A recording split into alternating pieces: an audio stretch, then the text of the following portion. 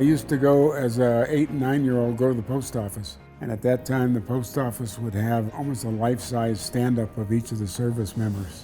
And as I looked at those uniforms, I remember how the Marine Corps uniform stood out. Never thinking that I would serve some 37, 38 years in the Corps later.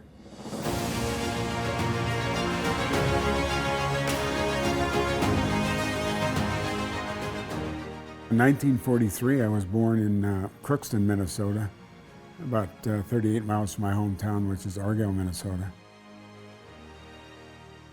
I graduated in 1961 from Argyle High School. We were the Eagles. And I went to Mayville State College on a football and wrestling scholarship. Graduated in 65 and ended up being offered an assistantship at the University of North Dakota. About 2/3 of the way through my graduate year, Vietnam was getting very ugly. One day I just said, to hell with it. I walked over to the student union and had a sandwich before class, and there was a Marine captain there recruiting. I walked over to him and said, you don't have to sell me on anything. I just want to finish my master's degree and I'm ready to go in the Corps. And so in 67, I raised my hand to join the Marine Corps. And that following late summer, I went to OCS. And the Marine Corps Officer Candidate Program was at Quantico, Virginia.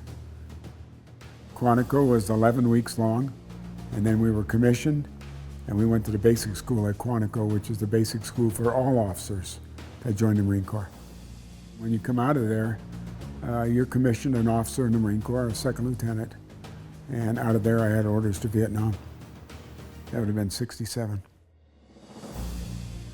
And I was dating a gal while I was coaching from Harvey, North Dakota. Her name was Linda Deck.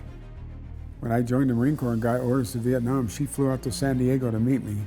And we kind of said our goodbyes, and about 9 months later I had her meet me in Hawaii and we got engaged. We flew into Vietnam. They kind of parceled us around based on what was going on in combat and how many lieutenants had been either wounded or killed, and where they needed lieutenants. And I went down south to the 27th Marines. A couple of days later, you go join the platoon you're going to take charge of.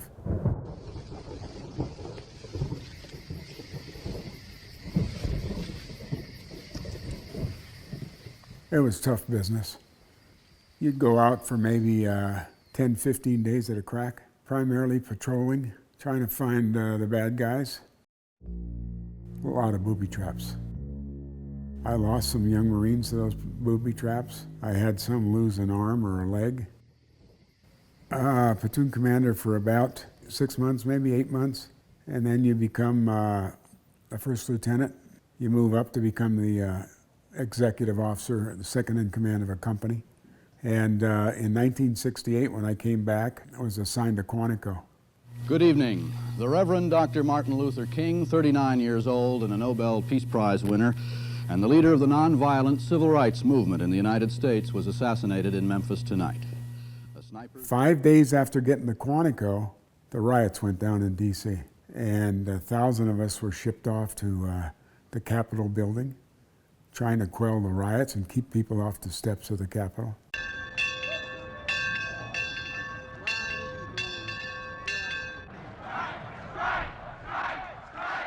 And about 5 or 6 days there, Kent State happened, the killing of those students at Kent State. During that time, I got orders to Fort Huachuca, Arizona, to the Army Intel School, and served 3 years out there. Made captain out there at Fort Huachuca. And the big deal for infantry officers in the Marine Corps, if you could go to the Army's advanced course for captains at Fort Benning, Georgia. Stayed there for a little over a year, went to jump school. After I finished the advanced course, I got orders to Okinawa, Japan, and served there as a captain and a company commander in 3rd Recon Battalion. And they called me and said, we're nominating you to be the Marine Officer Instructor at Vanderbilt University with their NRTC program. When I left Vanderbilt, I got orders to the 1st Marine Division, Camp Pendleton, California. So I joined the 7th Marines, and I became the logistics officer for the regiment. And then later, I became the number 2 guy, the XO to 3-7. I stayed in the battalion for 3 years, and then I moved up to the MEF, which is the largest organization. It's about 45,000, and worked operations and plans for the MEF, and served there for 2 years till I got orders to the Army War College. And then from there, we got orders to Holland, to the NATO staff in Holland. The commander-in-chief, or the Sink as they called him, was German, General Leopold Chalupa. And I was a lieutenant colonel. I got selected to colonel as I got ready to leave Holland. The decision was made that I would go back to the operational forces, and I would go to 29 Palms, California. I would be assigned there to the Tactical Exercise Group, which puts every unit in the Marine Corps through their TAC tests. I had that job for about 1.5 years, and then Desert Storm blew up. This aggression came just hours after Saddam Hussein specifically assured numerous countries in the area that there would be no invasion. There is no And I was in Saudi Arabia for better on 9 months.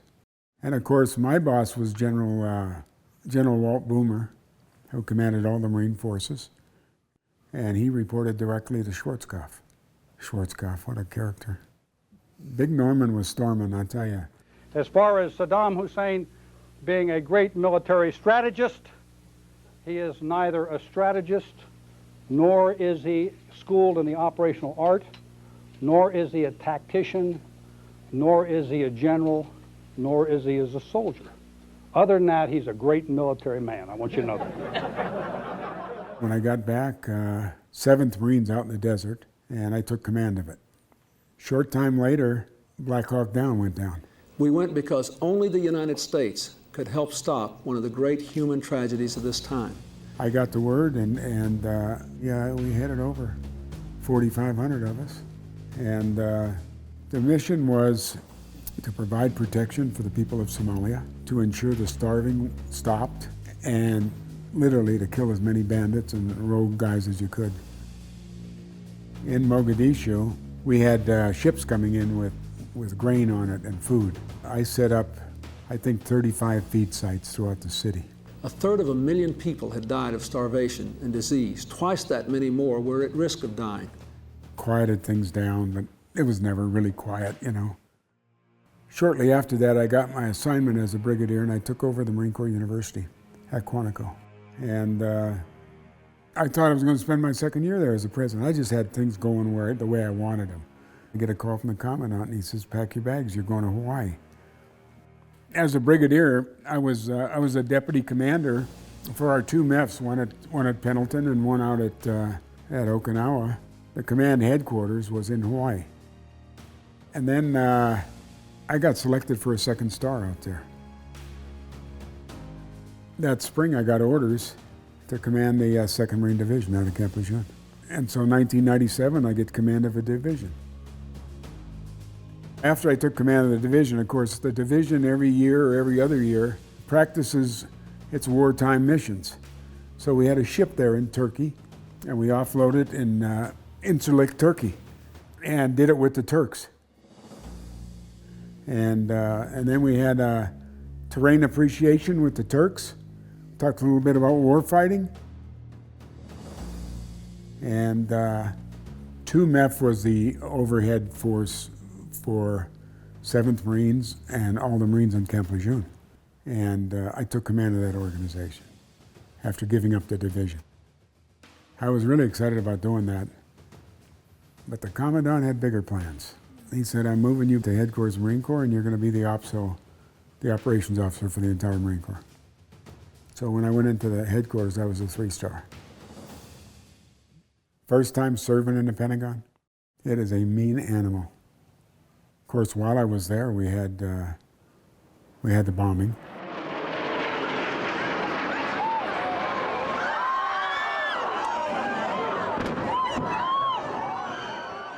I was getting a briefing on a project we were working on just outside my office in a little briefing room, and about 8:30, 9 o'clock, my aide comes in. He said, "Sir, I'm sorry to break this up," but he said, "The Commandant's on the phone. He needs to talk to you right away." He briefed me on what had gone on in the towers, the thought there were still aircraft loose from these guys, and he thought headed our way. When he said headed our way, that's when the bird collided with the Pentagon. And it shook that big-ass building, I mean, to tell you. And then the smoke came up the corridors, killed people in the Pentagon, and killed everybody on board. I didn't go home to change clothes for 3.5 days. Towards the end, they wanted me to stay on and take a command in Europe. I just wasn't ready for it. I was out of gas. And more importantly, my family was out of gas. And I retired from the Marine Corps. And so after 35 years plus of service to my country, we made a determination, time to pack up the bags and head west. I cherished every day that I was a Marine. And even after I retired, I cherished those days as well.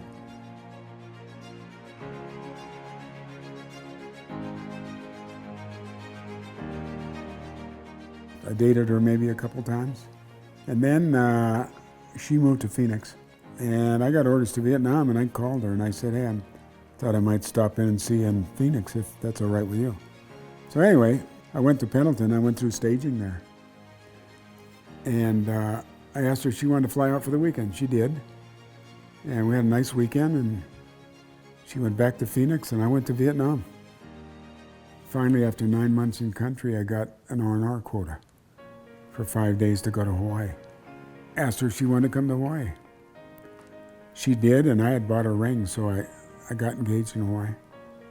And we got married in 1969. And we've been married 53 years. She has been an unbelievably supportive wife. I've talked about my beautiful wife, but I've got 3 wonderful children, and I've got 4 beautiful grandchildren.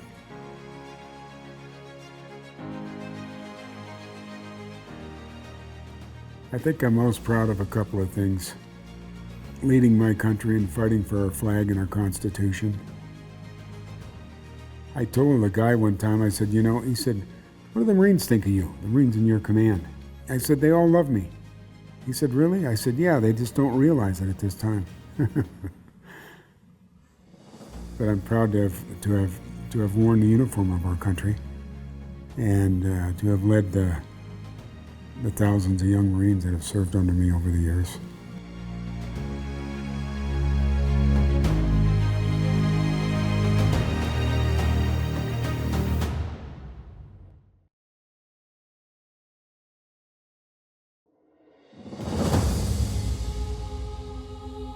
The disappointment was always the people who didn't come home. As I said, I lost 5 men in my platoon. I lost company commander. I lost another lieutenant. My high school classmates that didn't come home. That's the hard part. I didn't have very many soldiers that didn't have a Purple Heart.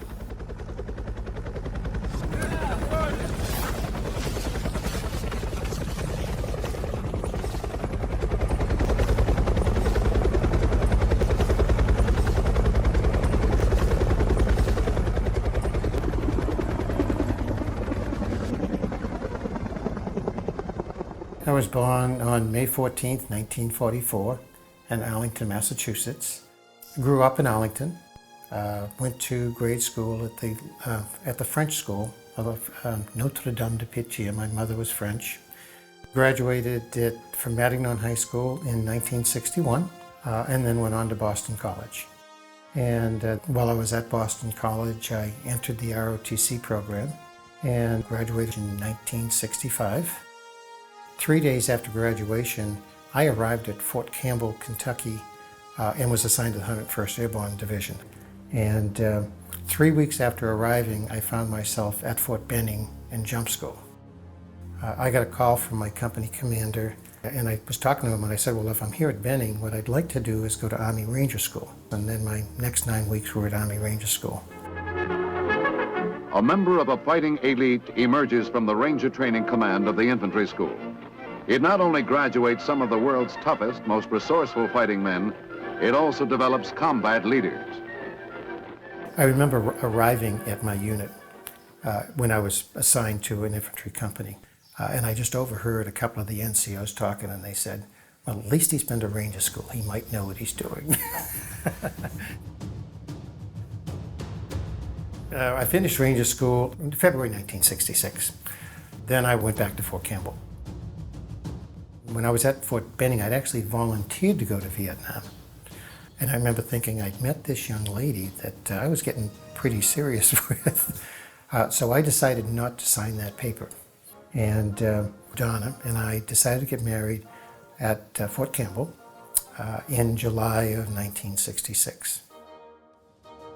During our honeymoon, my orders for Vietnam came. So I had a little bit of time. So I didn't actually arrive in Vietnam until New Year's Day in 1967. And I was delighted when I was assigned to the 101st Airborne. I actually arrived with 2 MOSs, a basic small unit commander. I also had a second MOS in communications from this school. In my first 6 months, I actually spent more time on radio relay sites, and we spent most of the first half of the year in 2 Corps, primarily on the West Coast out near Kontum. But in about May of 1967, the 101st was moved up to I Corps, primarily around Chu Lai, Tam Kỳ, Da Nang, and operated west of that in the mountains. In July of 1967, I received what was the normal tour of duty for an infantry lieutenant. I was assigned to Bravo Company, 1st Battalion, 502nd Infantry, and I was a platoon leader. I went to the field the first time with 40 soldiers in my platoon, and at one point in time I was down to 12 men in the field with me, primarily as a result of casualties. Colonel Puckett, what's the purpose of Operation Benton? Operation Benton has as its mission the tracking down of the 21st North Vietnamese Army Regiment. The next landing zone I went into was part of something called Operation Benton. We were supposed to find some NVA regiment. Well, we landed right on top of them. And it was NVA that were on the ground, not Viet Cong. To the left.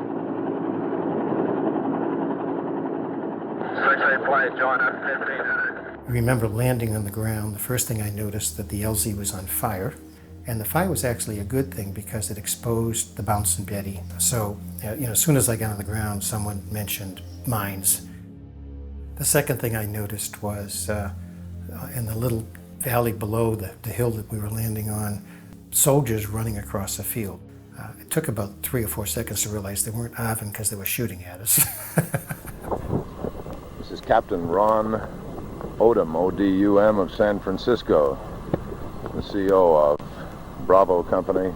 The company commander, Captain Odom, decided it was going to be the 1st platoon starting off. I was going to be right behind them. The 1st platoon leader, he was hit in the rucksack by an RPG rocket.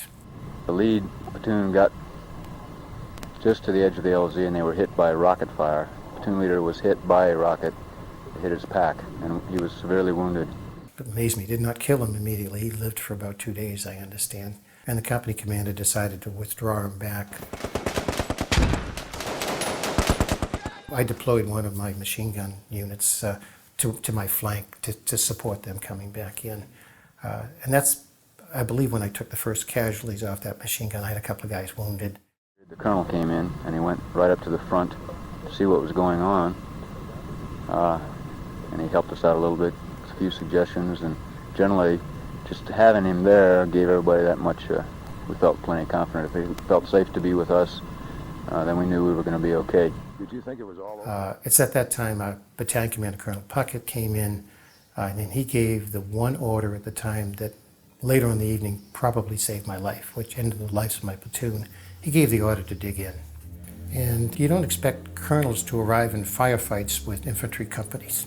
His pilot and his plane was coming in to get him, and he just called up and said, "No, the unit's in action. I think I'll stay out here with them tonight." very, very reassuring. And all quieted down until about 11:45. That was the evening that they tried to overrun our position.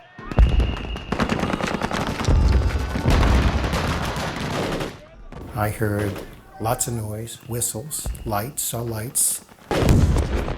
I got pretty good at calling artillery. I could bring them in to about 30 meters in front of my position, and by coincidence, I was able to walk artillery right up the hillside as they came up. We moved in and set up our perimeter, and continually we were using artillery to keep the enemy off of us, and we dug in. We had flares in our bag that we were shooting up, but we also had a helicopter in the area that was dropping flares.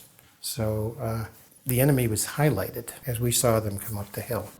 The unusual thing was that the bodies and weapons remained there. They were so hard pressed by the artillery and the air strikes, gunship strikes, helicopter strikes, and our hand grenades. We had so many hand grenades from the resupply that we could just continually threw them.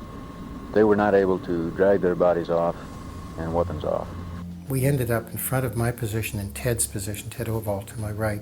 There were 35 NVA that were dead, and those are the ones that were dead and not pulled off that hilltop. So there was a lot of bravery that night. I did have 2 men in my platoon killed. I had 11 wounded, one of which later died.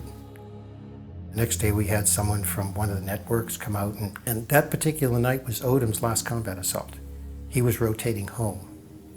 And his replacement was another West Pointer, a little bit more senior, Captain Richard Boyd. Dated 15 August 1967. The undersigned, Captain Richard K. Boyd, assumes command. And unfortunately, he was killed. In fact, I was with the replacement when he was killed.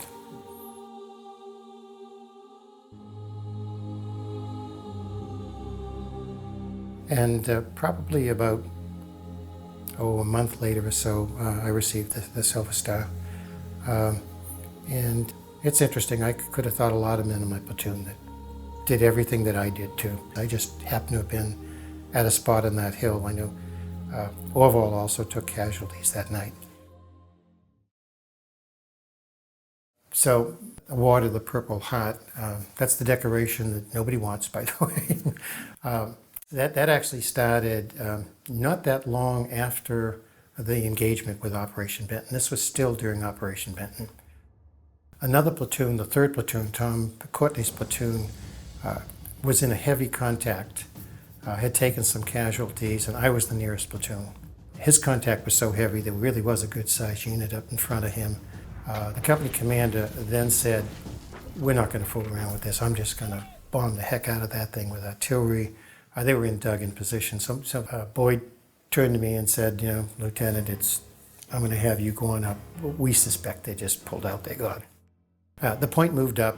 He stopped, came back and said, "Something doesn't look right." And at that point in time, my decision was, we're going backwards and I'm going to find another way up this hillside. As soon as I made a move, I had a machine gun open up on me and go right across my body. I saw green traces on both sides of me and did not hit me. Lousy machine gun. He just swung this machine gun too fast, I guess. But an RPG rocket hit a tree right beside me. Knocked me unconscious. I caught a little shrapnel in my head. The sergeant behind me came up, I understand, I was unconscious, grabbed me by the heels and pulled me down the slope a little bit further until I was out of danger. They were still there. A freelance woman photographer took my picture, bleeding, because I was only unconscious, I understand, for a couple of minutes, and I was still functioning. So I was out. I was out about 3 weeks and then went back to the unit after that.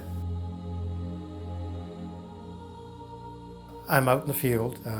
Captain Boyd had been dead for about 3 or 4 days, and the colonel comes out and tells me that I'm now an infantry captain, puts a captain's bars on my sleeve. He told me that I'd been promoted and I was leaving the field. And in hindsight, I was so angry at Boyd's death that it was a good thing that he got me out of the field. Boyd ended up being a very close friend, and that's the toughest part about being out there. I came home on December 23rd, 2 days before Christmas, and My last 18 months, almost all of it, I was a company commander in a basic training unit. And I was discharged on, I believe it was June 3rd, 1969.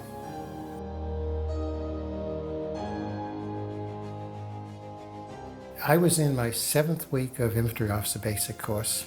I went to, it was an officer's party, and I met her, took her home that night. She'd come with a friend, and the next day I said to one of my friends from the 101st, and I said I met the girl I was going to marry. She had told a friend of hers the next day that she'd yet met the young man she was going to marry.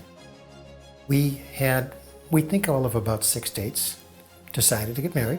Got married at Fort Campbell, Kentucky, July 16th, 1966. We have 4 children and 10 grandchildren.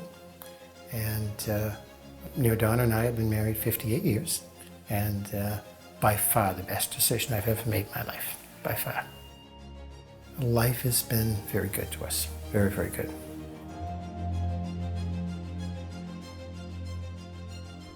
You've done well in the past. Your greatest battle was that which you fought only 2 nights ago on August 13, 14, 1967. It wasn't the biggest battle of the war, but it's one of the biggest company-size operations in Vietnam. And for the 150 men of Company B, it's a night that will long be remembered, a night when all of them became heroes to each other. You have to understand, the guys depend on you and you depend on them. And you really form a bond with some of these folks.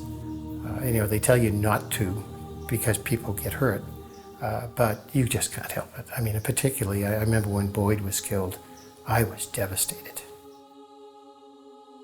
There's a reason we're in the country we're in today, and it's because of men who serve. And the hardest part was taking casualties, but if I'd had the opportunity to do it again, I would do it exactly the way I did it.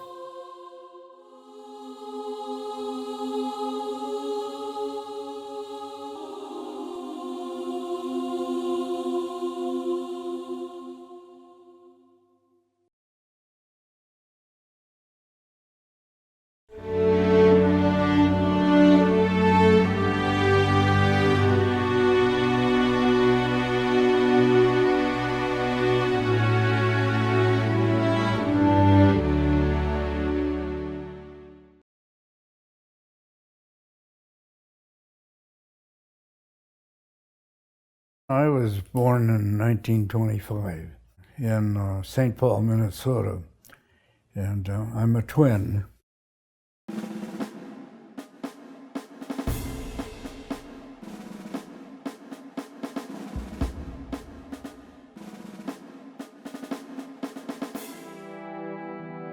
I graduated from high school in 1943. At that point, I hitchhiked to California and went to work in the shipyards out there as a welder's helper. My twin brother had quit high school and had gone out to California, and he was the one that encouraged me to come out. We eventually got drafted. He was drafted a little bit before I was, and ended up in training as a tank driver. I ended up in basic training in Camp Roberts, California. And it was originally thought that I would be going probably South Pacific. However, orders came through that shipped me back east, so I ended in England then. When I got over there, the 101st Airborne lost so many men that they were calling for volunteers, and I thought, that'd be a great outfit to get into. You had shiny boots and $50 more a month, and so I volunteered for the paratroops. And during the introduction, the sergeant said, "You're too small to get into this kind of an outfit." And I granted that I am small, but I was tough. And so I told him, I said, let's go outside, and if we'll have it, we'll fight, and if I can whip you, I'm in, and if I can't, I'm out. And he just looked at me kind of funny and said, "Shorty, you want in that bad? You're in." And that's how I got into the paratroops. The training was considerably shorter in England than it was in the United States. I think we jumped 3 times one afternoon, and then we were considered as qualified. We packed our own chutes, and we arrived in England after D-Day, and then on the 17th of September, we jumped in Holland, and that was called the Market Garden. We surprised a lot of Germans because there were some that were working in mechanical places, and when we walked in and hollered at them, they were surprised, and to get their attention, we picked up a wrench and threw a wrench at them, and they looked up and they were totally surprised that Americans were there. I happened to be in a garden area, and I noticed that there was a soldier. It appeared to me like a German soldier coming through the back end of this area that I was in, and I was prepared to shoot him. And the lady in the house apparently had been watching me and came out of the house screaming that don't shoot, don't shoot, don't shoot. Somehow explained to me that was her husband, and he was a policeman, a Dutch policeman. I was close to shooting a friend. I became very good friends with both those people. We were supposed to be relieved in 2 weeks, and I think it was 72 days later we were released and went to get re-outfitted in a town called Mourmelon, France. Bastogne, the road hub. As long as we could hold on to Bastogne, we could screw up the German offensive. That was the angle. In the middle of the night, it seemed like we were put on trucks and shipped into the Bastogne area in December of 1944. Commonly known then as the Battle of the Bulge.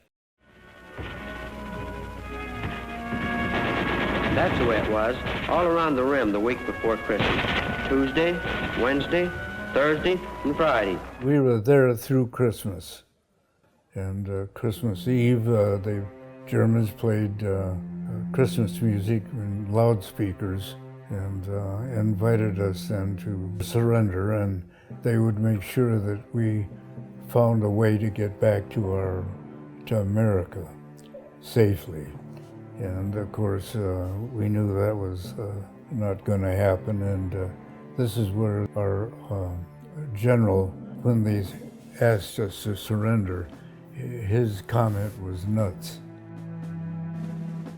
The weather was terrible. A lot of us got frozen feet there, and they called it trench foot.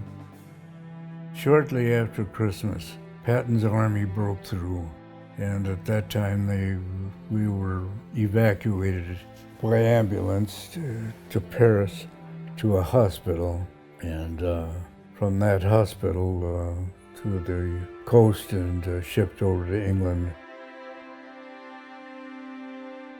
After they figured that I was well enough to go back to my outfit, we were then trucked back to Austria, where our outfit was. And on the way, I did guard duty at Dachau concentration camp, and Of course, I take the position that those people that said that it didn't exist were totally incorrect, because I saw the chambers where they gassed them and so forth. And the reason that we were guarding it, that the government did not want German people coming in and destroying the evidence.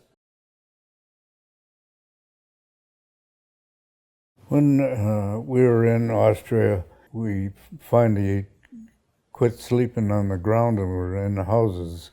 We went through the houses, and one of the things that we stole was some pictures and photographs of their families and one thing and another, and where German officers and soldiers were having a big dinner together, and we thought those were interesting pictures, so we did get photographs and took them home. One of the great days that occurred is when VE Day occurred, and it would appear that the war was just about over for us. The plan was to continue training us for a jump in Japan, which was going to be a disaster. And then President Truman authorized the dropping of the atom bomb. Of course, Japan surrendered. We all couldn't be happier. We were elated that there's a chance that we would get through all this alive.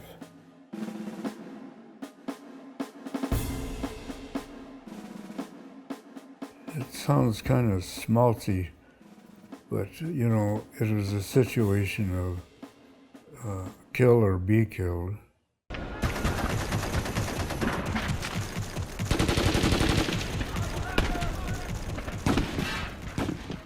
On one occasion, we had some Germans trapped, and they were coming out of a basement type house, and we shot them, and the next one that I shot turned out to be a civilian who the Germans had pushed out of the door of this place, and I thought it was another German.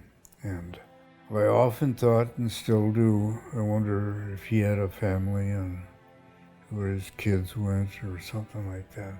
So that was difficult for me, but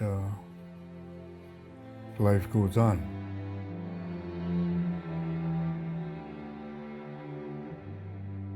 After VE Day, then of course we eventually were shipped back to England, caught the Queen Mary back to New York, where we marched in the Victory Parade. Proud, you're pretty proud. You wanted to march perfect, you know.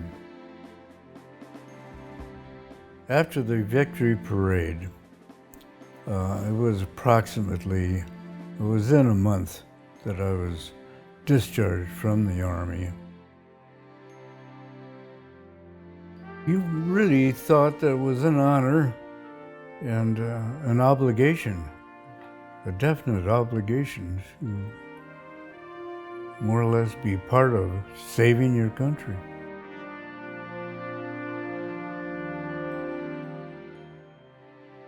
I moved to Minneapolis, and one night we were on the town, and I ran into a friend of mine. It was a fraternity brother, and he had a date with Ginger, and I was attracted to her immensely, and somehow I got her phone number, and then after we went home, I called her that night and asked her to come out for breakfast. And that was the beginning. She joined me for breakfast, and We dated after that and got married. As I think back, we've been married over 60 years and raised two absolutely great daughters.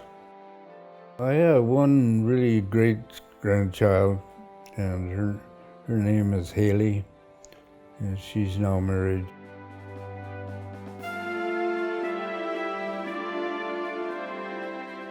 We were proud to be in an American Army. I'm proud that we won the war, that the U.S. Army won the war, and the Navy and the fighting forces.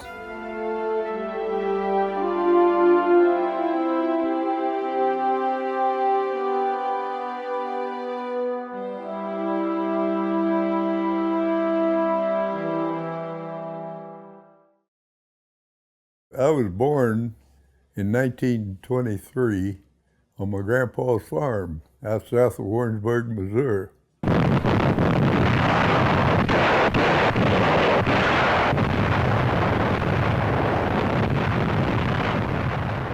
Well, I was definitely shocked, actually, because I was wondering what Japan is doing that to us for.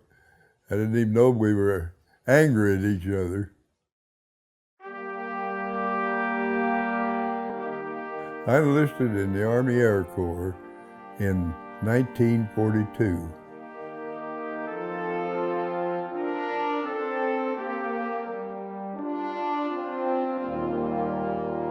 They shipped me down to Florida after I enlisted, and they took us out and drilled us in one thing and another in basic training.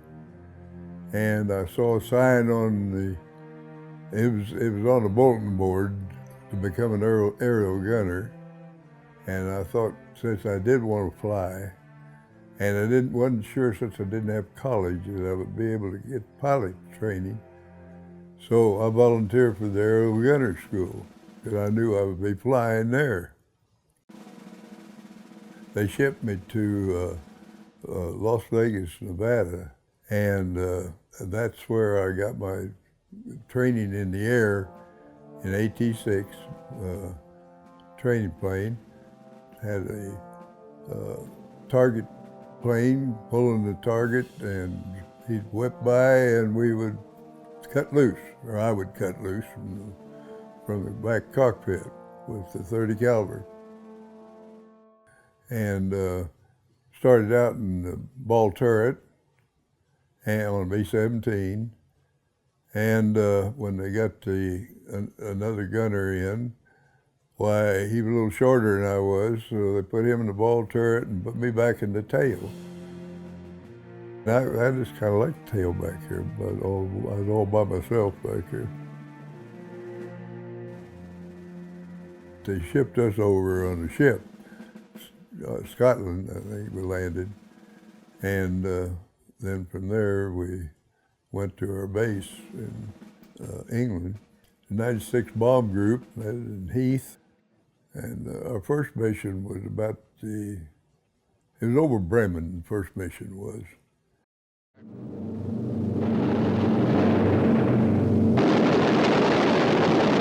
Lone ME-109, they come in on the tail. I'm positive I got him because he was smoking when he went down under the tail. And the ball turret gunner said, "You got him, Charlie." And the captain on the aircraft, Cy Nettles, he says, "Get off the intercom unless you got something important to say." On the first mission, we had a lot of flak damage from ground fire. We couldn't fly it on the October 14th mission. They were still doing sheet metal work on it.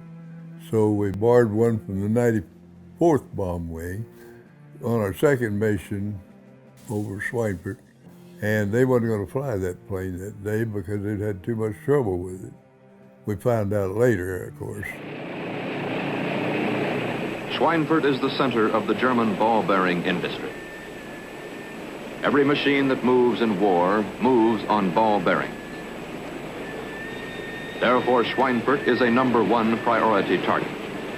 The first thing that happened, we said we lost an engine and he couldn't feather it. It wouldn't feather, which started slowing us down from one formation to another. But we kept flying and losing altitude and losing formations, and finally we got to the target. And we managed to drop our bombs, and then about that time a fighter, or Flak 1, I don't know which, hit another engine in front and set the right wing on fire. And about that time the pilot said to bail out, or said prepare to bail out. So we snapped our chutes on, which we wore chest pack. And I had a little door back under the tail back here. I pulled an emergency release on it and kicked the whole door out. And I let myself down, holding on, because I wanted to make sure that I heard the right thing. And I looked up and I saw a bunch of worried-looking men at the waist position getting ready to bail out. And so I turned loose and out I went. And the first thing I saw was, I think that plane that was hovering out there, ME-109, coming in.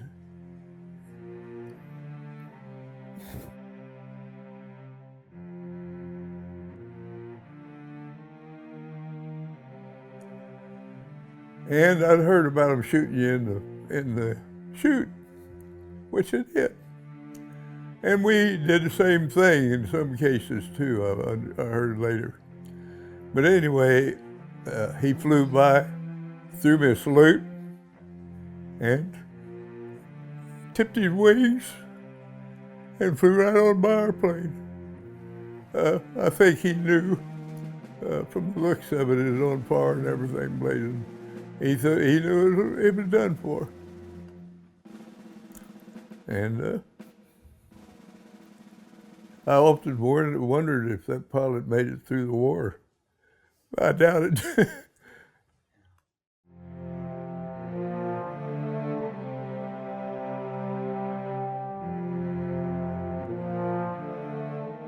And of course, that mission we were on that day was become known as Black Thursday because we lost 60 B-17s that day, 600 men, by bailing out or crash landing or something. That's why it became known as Black Thursday. We were one of the planes that went down that day.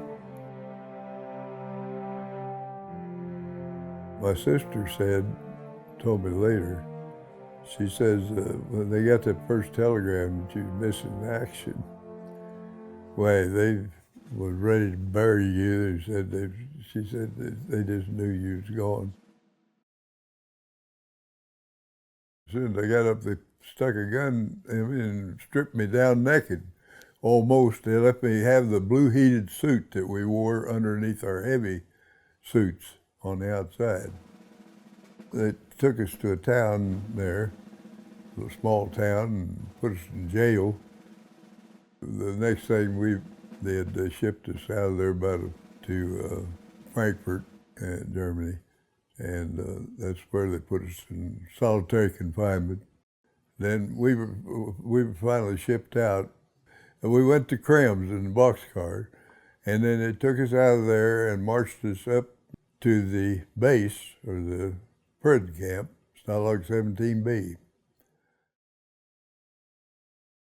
That camp wound up with 30 or 4,500 airmen in it. One of the guys in there, he just went ballistic. He just lost it and started yelling. And he come charging out of there, running right towards the line, the fence line, and the guard tower was right up in the corner there. And the doctor was running right behind him, yelling, don't shoot to the guard up there. And they shot that guy down before he got over the fence.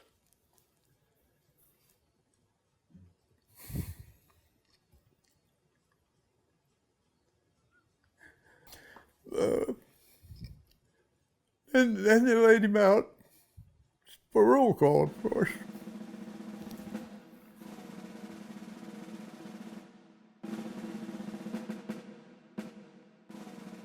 Well, I was in there then from October 14th, 43, till about 3 of May of 45 when they marched us out of there across Austria. That march was 180 miles and 18 days we did it in. We were there just a few days, and Patton sent 6 men in, 5 men in a Jeep, I think it was, the captain and 4 others, to liberate us. And of course, those guards that we had were a bunch of old men that got stuck with the job of marching us across there. And so they didn't do anything to them. They just handed their rifles to Patton's boys there, and then Patton's boys handed the rifles to some of our guys. Says, if you have anything against any of these guys, do it before the MPs get up here. And nobody did. Nobody did. If they had some of the guards that were our guards in the camp, there would have been some things done to them, probably. My top turret gunner was one of them who stayed behind with about 200 men on that march. And he got in the files after all the guards disappeared and got the pictures. We flew out of there and flew us out on C-47 cargo plane. And we landed in Camp Lucky Strike. I weighed 115 pounds when I was liberated. Got us fed back up somewhat. And that's where I shipped out of, back home. I felt like God was with me, and a lot of them guys believed in it, really. If they didn't, they started believing in it, that they're still alive and going good. I didn't get out right away. Got home, and I wanted to look up this gal that I went with before I went over. I asked my sister if she knew where Julie was. She said, well, she's out in California. I said, what? What's she doing out there? And I sent a telegram out to her folks and her. I think I said, get your butt back here, I want to marry you. Anyway, here she come, 2 days. And we got married on the 9th of July, 1945. Me and that lady over there called Julie have been married 72 years now. And last July, 9th of July, we were married 72 years. We're going on 73 now. And she's 93 years old and I'm 94 now. We have 4 children, 2 boys and 2 girls, 5 grandchildren, and 10 great-grandchildren. I liked it, and so I went back. I wound up in Korea, of course, after I went back and served in Korea. But I wasn't flying anymore. I was running an armament shop, and that's what I did the rest of my career, really, is run an armament shop. I finally retired from service in 1964 and decided to go with civilian life.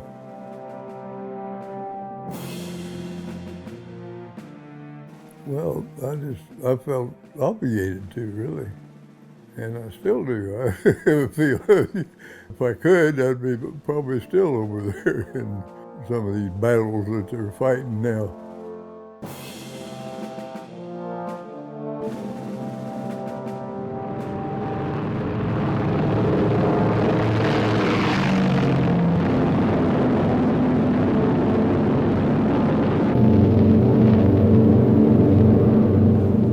The biggest lesson I learned was don't ever give up.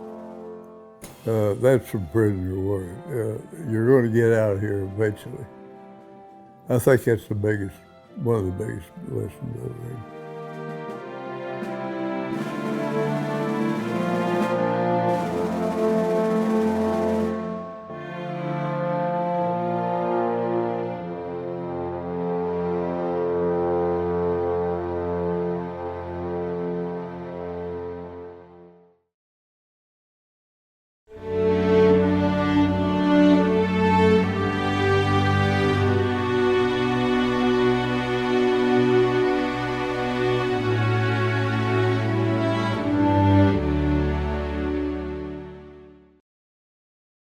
I'm Bill Casasa. Used to be with the 638th Tank Destroyer Battalion. We were attached to 84th Infantry, 4 campaigns in Europe.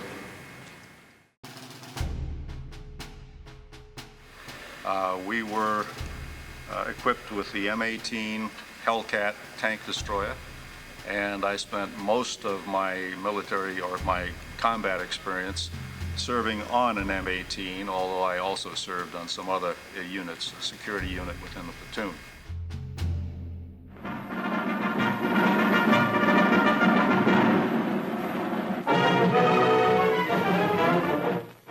From deep in the heart of Texas comes a stab in the heart of enemy tank columns. Tank destroyers, developed in increasing numbers, have helped destroy the myth of the vaunted Nazi Mark VI Tiger tank.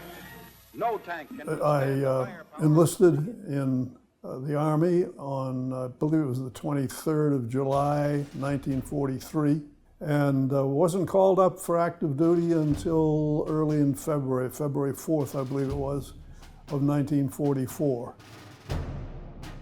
When I arrived in North Camp Hood, Texas, we were greeted by a sign which said in huge letters, North Camp Hood, Texas, Tank Destroyer Casualty Replacement Training Center.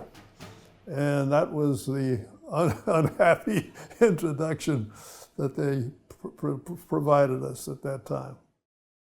I was assigned as assistant driver on an M18 tank destroyer, known as the Hellcat. This vehicle was designed to move very, very rapidly, strike preferably from the side, even better from the rear if you could do it, and puncture German armor that way.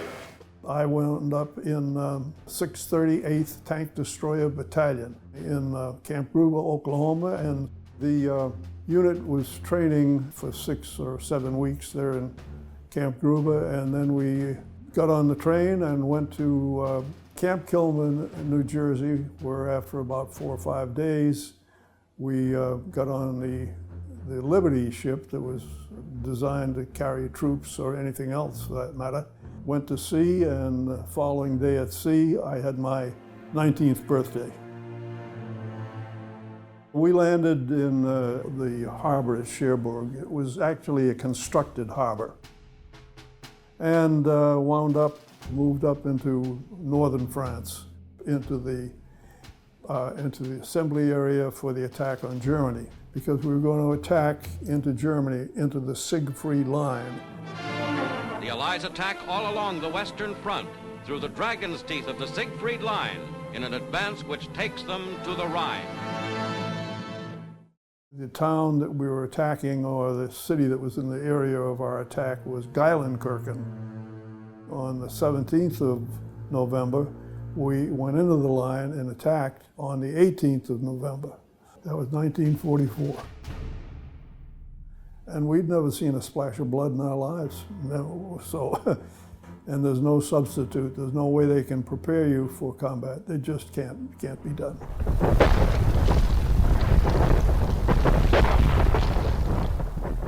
Late in the day of December 16th, we heard a rumor the Germans had broken through in a big attack down in Belgium.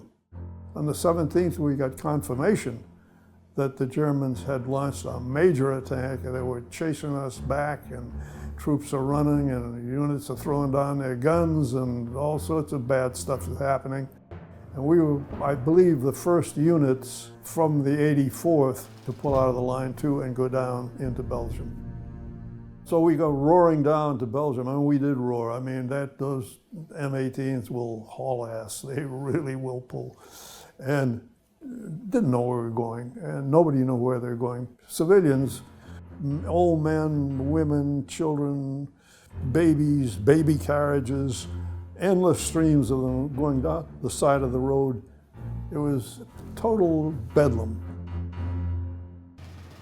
The last thing that I recall before Christmas was we were south of Roquefort, I believe was the name of the town, and I was a machine gunner at this point. Because once you stop, if you're going to be in a fixed position, you take the .50 caliber machine gun, you set it up so that you can keep enemy foot soldiers away because we have an open turret on the tank destroyer.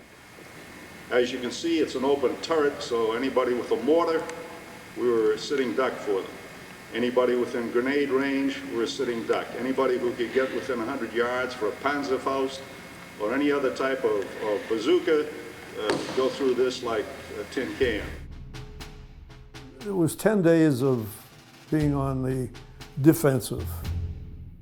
Starting at the first of the year, December 1945, we went on the offensive. And we pinched it off the city of Houffalize in Belgium. We crossed the Ruhr early in February. We attacked on the other side of the town was Korenzig. Actually, when we attacked Korenzig, we made a left turn, literally a left turn, and we stopped and we were in Bale. And we had a very busy night, I might add. The Germans counterattacked. They had hammered us good and proper with artillery and mortar fire. And the commanding officer decided that we were going to break. And the result is he called artillery fire down on its own position.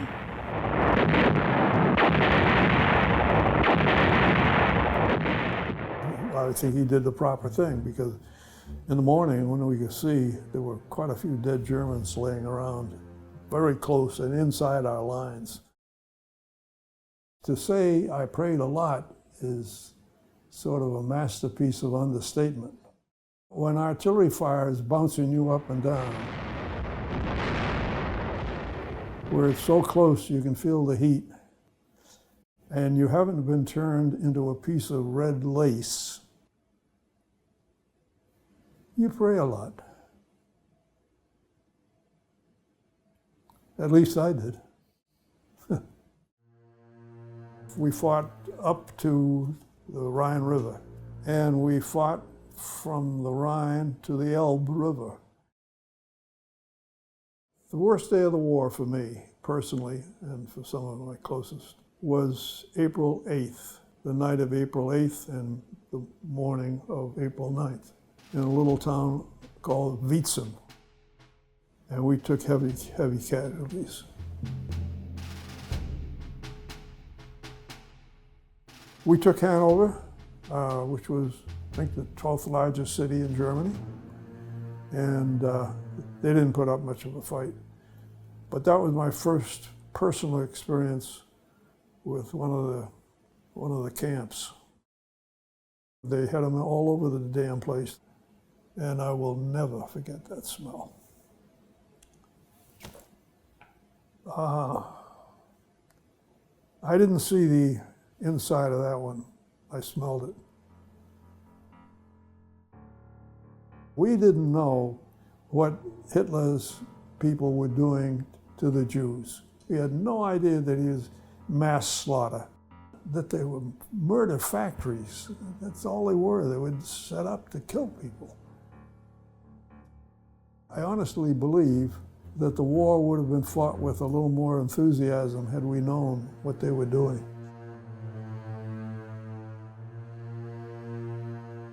When Germany finally surrendered on May 8th, and there was so-called VE Day in Europe, the big celebration we had was we got hot food for the first time in a long time. And we go down to Heidelberg. It's at that point that we learned that the reason we were there is because we were going to France. And the reason we were going to France was we're going back to the States. And then we found out the reason we're going back to the States is that we're going to be given amphibious training and sent for the Battle of Japan. We finally shipped out of Antwerp, and I was home by the second day of August. And so we came directly into Boston Harbor and went on furlough the following day. And about the 15th of August, 2 weeks later, they dropped the bomb. And all of a sudden I got a reprieve. I got discharged actually on, I think, February 2nd of 1946.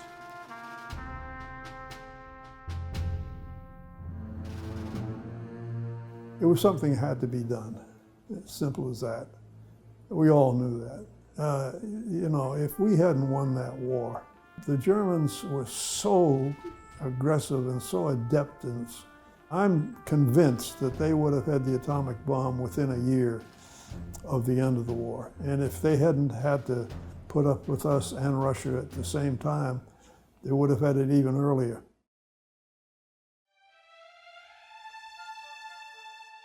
I was a salesman for a candy company in Boston. My territory was including Washington, D.C. Maggie was raised in Washington, D.C., and she was an assistant buyer. I was calling on the candy buyer one day, and either she needed a match for her cigarette or I needed a match for my cigarette. And I saw this cute gal away across the way. Nothing ventured, nothing gained, so I went over and asked if she had a match, and she did. That would be 1953. We were married on June 25th, 1955. We've been married 64 years. We have 4 children, 3 girls, 1 boy. We have 5 grandchildren, and we have 3 great-grandchildren.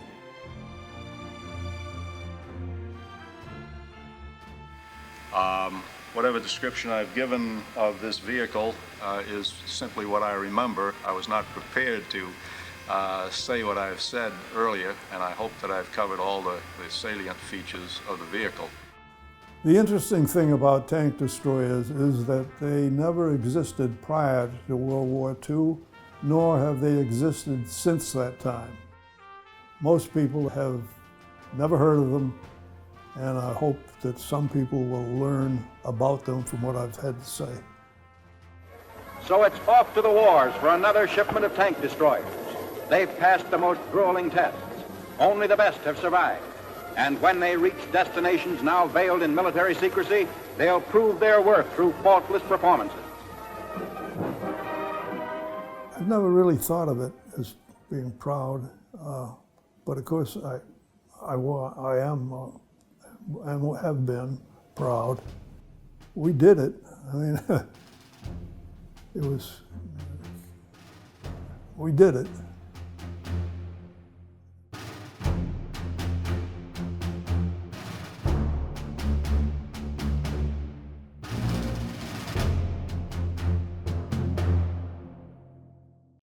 To me, it was an obligation that everybody had, and I was just part of it. And I was ready to go, and I was ready to stay and to do what I had to do for the country. And I was proud to do that. I still am proud to do that.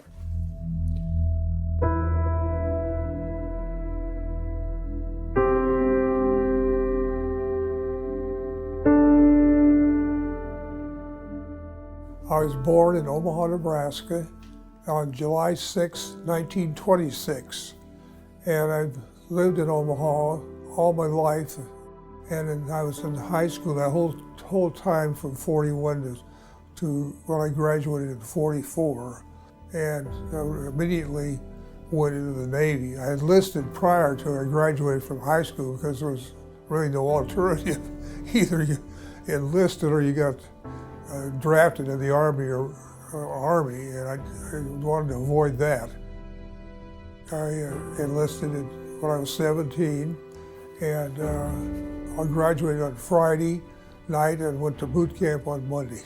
Directly to Farragut, Idaho, where went through boot camp there, and also went through quartermaster school at Farragut, and then moved from there to Shoemaker, California in December of 1944, where I got assigned to a ship, which happened to be the USS Relief, AH-1. The Relief is a hospital ship. It was the first hospital ship built by the Navy for exclusively as a hospital ship. I think it was built in 1916 to 1918 in Philadelphia Navy Yard.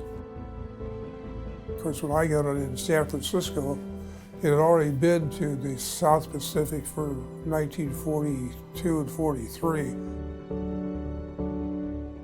When you get out of quartermaster school, you're assigned to a ship, and you're also known as a striker.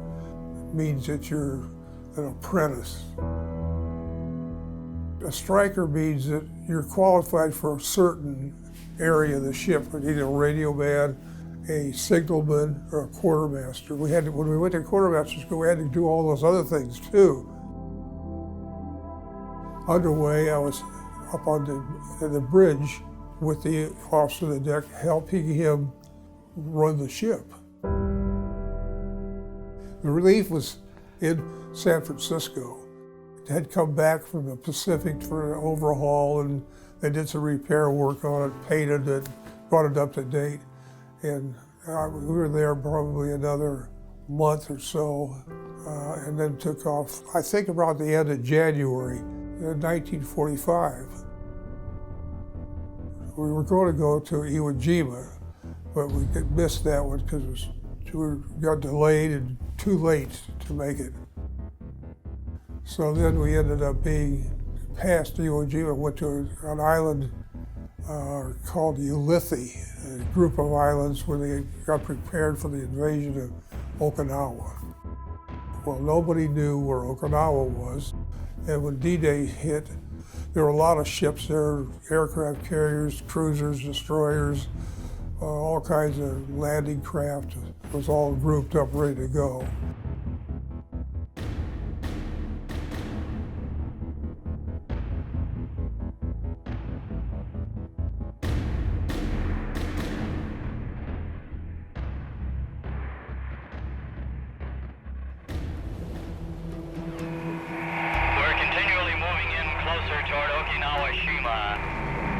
Directly overhead, squadrons of dive bombers, our dive bombers, fly towards the island of Okinawa to meet the Japs.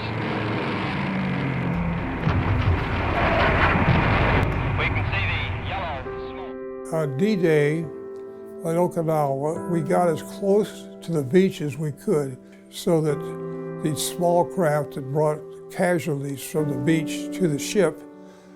And first 2 or 3 days, we probably got 500 casualties brought aboard the ship. So that was the top we could handle. So we took off, let's say the 3rd day, took these casualties back to Guam, then rehabbed the ship with new supplies, went back to Okinawa, and did the same thing, picked up 500 more. I think we made maybe 3 or 4 trips. Within a month after Okinawa was secured, we went back to Guam and got everything rehabbed, ready to go, and then we were sent to the Philippines, getting ready for the invasion of Japan. And then you'd have the Japanese. This is our home islands. They're going to be more aggressive in defending them. It would have been a really mess. We'd have been there for another 2 or 3 years, I would think. Ending the war by dropping the bomb saved, well, 1 million Americans and 1 million Japanese. The biggest problem after the war was over was how soon we were going to get out. Well, in my case, it took another year, actually, before I got out of the Navy. After the war ended, the VJ, within 2 or 3 weeks, we were sent to Yokosuka, Japan, and then we got orders to go to Tientsin, China, to pick up POWs in Peking. They had POWs that were there, and I don't know how long it took us to get there, because the ship was very slow, and also the whole Sea of Japan was mined. It was all full of mines. But we had 2 DEs escort us to Tin Sin, and that took us very slow. We had to go very slow because we had to spot the mines, and what happened, the DEs would back down on them and fire them off. But that was the biggest risk we had the whole war, was the Sea of Japan and mines. Then they brought these POWs up and loaded up the ship. We took them back to, I guess, Guam. Well, after that took a month or so or whatever. Then they just said, well, you've got to go up to Mukden, Manchuria and get another group of POWs. So we had to do the same thing, go up there around Taiwan and up, if you look at the charts, Mukden is up there off the south, or one end of Russia. After we made those 2 trips to Tin Sin and Mukden, well, we got back and we thought, well, we're sure going to go home now. Well, yes, you were. And we took off real late 45 back to San Francisco. Well, they converted the ship as a transport, just soldiers, sailors, Marines that were going to get discharged. The biggest thrill I got coming back from the war was I was at the helm of the ship when it went underneath the Golden Gate Bridge, and it was band on the beach playing music, and it was a great day, and the weather was perfect, and it was an experience. They decided, well, we're going to take this ship back to Norfolk, Virginia to decommission it. Well, we get to Norfolk from San Francisco, but you had to go through the canal, and that's a maybe the size of the ship and the speed, which we're talking maybe, that's a 2-month trip. Well, that disturbed a lot of us. We weren't going to get off there. We were going to go to Norfolk for decommissioning. By the time we got back to Norfolk, it was in June of 1946. And then we discharged, well, they shipped me back to St. Louis for actually discharge. That was the latter part of June of 46. After the war was over, I went back to the University of Nebraska on the GI Bill, and I met Joan. I was probably 15 or 16. She's a year younger. She was probably 14 or 15. We met with the house move, and all during the war, we wrote letters to each other. And when the war was over, she was already back in Nebraska, so I went to Nebraska, and then we dated in school, and then we married on Thanksgiving of 1947. After our marriage, we had 3 kids of our own, and then from there on, we had 4 grandchildren, and after those 4, we had 4 great-grandchildren. So that's where I am right now. She came down with dementia and Alzheimer's in 2004, and she was incapacitated for about 4 years. She died in 2007. My total marriage lasted for 60 years.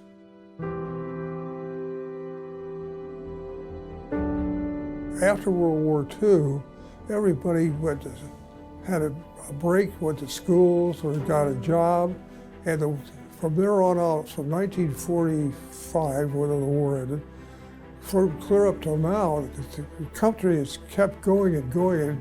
It was all started by those World War II veterans that got jobs, they went to school, they started businesses. It still is the greatest generation. We're dying off, but other people are taking over, but the whole thing was started by people coming out of World War II. I believe that.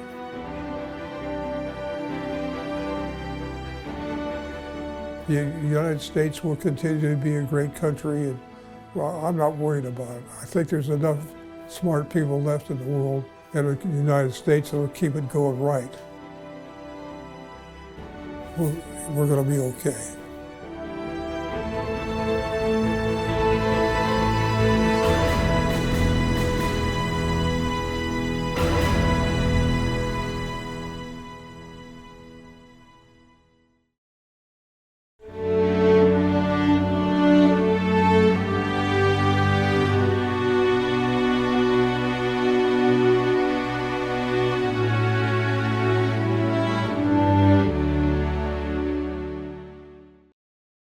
Hi, I'm Bryn Brown, President and co-founder of Frontier Justice. 3 years ago, Mike and I founded Frontier Justice on the premise of faith, family, and freedom. Those aren't just words to us, but those are our actual values. Freedom for us is encompassed in the firearm and everything it represents in the men and women who serve our country. We've paired with Patriot Features to create videos of veterans in gratitude of their service. So on behalf of our entire staff, we would like to say, thank you for your service.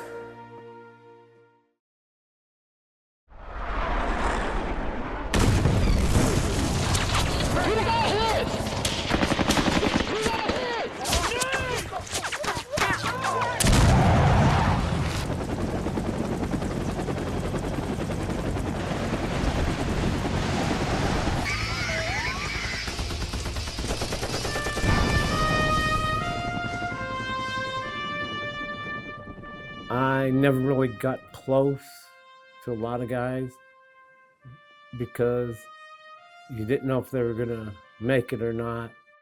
They rotated people in and out so frequently, and I just never really wanted to make a lot of friends in the Army.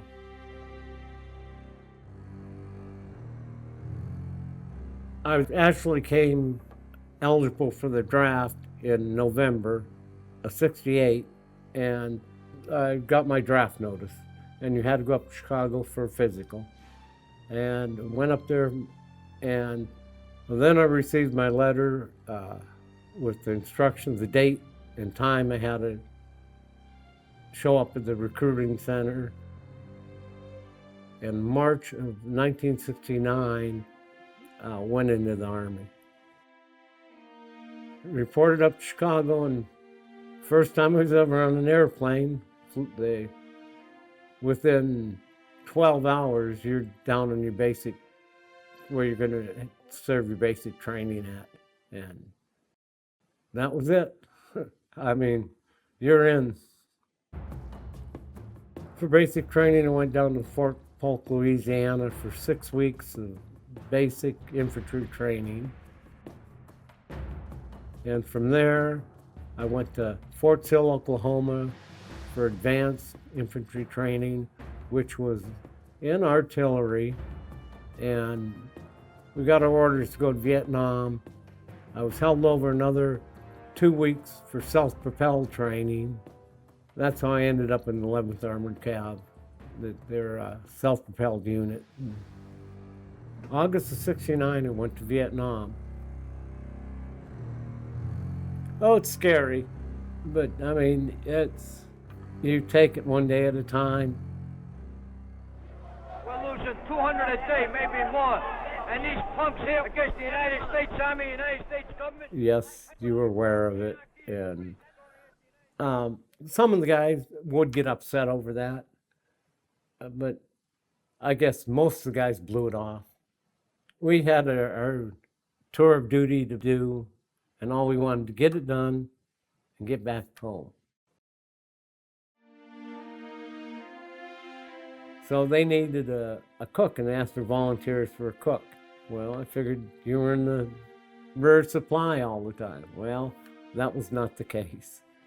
You flew out one day with resupply, spent the night with the guys on the front line, and then the next day when the resupply chopper come in, you'd get on that and fly back. And so you're doing that every other day. One day I got off the chopper and my replacement got on and they shot down the chopper. And I volunteered and stayed out in the field.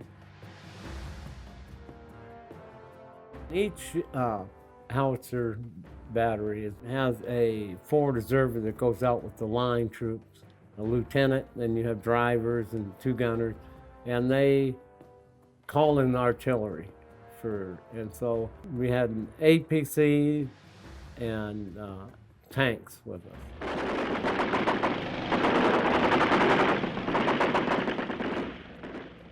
APCs are cast aluminum vehicles, tracked vehicles. You had a 50 caliber machine gun mounted on them and 2 M60s mounted on them. We did not ride inside those vehicles. RPGs would go right through them. The heat core, the RPG explodes on the side of the vehicle, and the heat core goes through and just makes shrapnel out of anything that's in there. And that's what does the damage. So nobody really rode inside of them. And the driver was actually in the vehicle. So being a driver wasn't the best, but I drove the whole time over there. And the big thing when you were going down a column, you drove in the same track the front vehicle was in, so you don't hit, you're less susceptible to hitting a landmine. But I did hit a mine once. We were moving out to go on patrol, and I was the third track back, and we went through this narrow pass, and the mine went off. And it was an older mine that was deeper in the ground. It just destroyed the track, and the only thing I got out of was a cut under my chin and concussion. And I was back out in 2 days, back out in the field. Roger. That's 5998. That's 59. Well, it was that night we were at our NDP, and we got a ground attack, and they were shooting mortars in, and I got bits of shrapnel in my side. Was medevaced out, and the doctor didn't take the shrapnel out. He says it's too small a pieces, it's just under your skin, it'll work its way out. And then you were back in the field the next day. The week before we came up on enemy cache of weapons, and it was a bunker complex that we had taken some, and that's how we had all that ammunition, and that's when it happened. We were loading it up to destroy it, and one of the rounds went off, 51 caliber round went off in my hands. It tore the one finger off, and I could see every bone in my hand. And you sort of go into shock, but I was awake, and matter of fact, there's one of the same medevac units that had picked me up before, and the one gunner says, well, you're going home.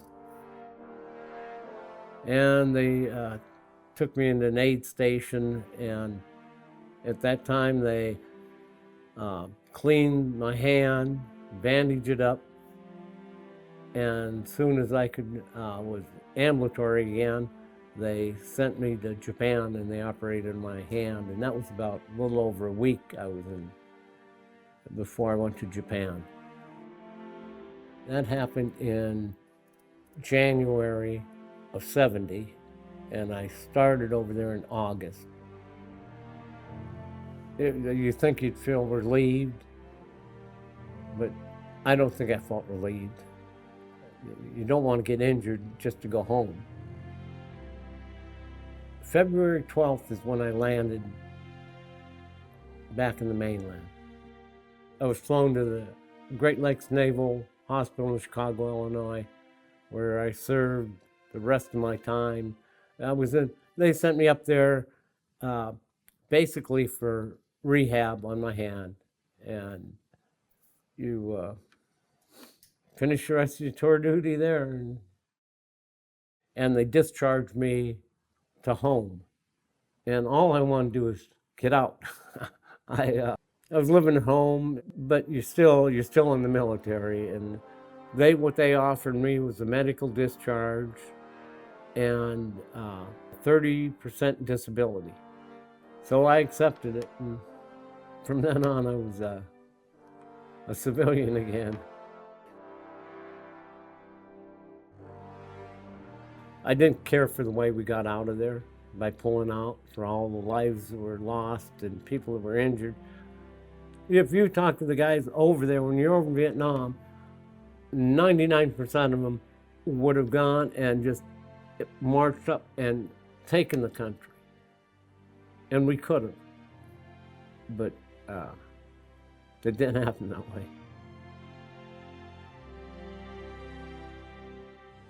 I think serving your country, it's your duty. It was a eye-opener. You respect life over here much more than before.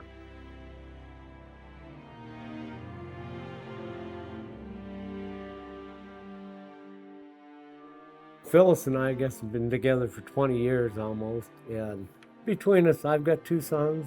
She's got a son and a daughter. We have got 8 grandchildren between the 2 of us.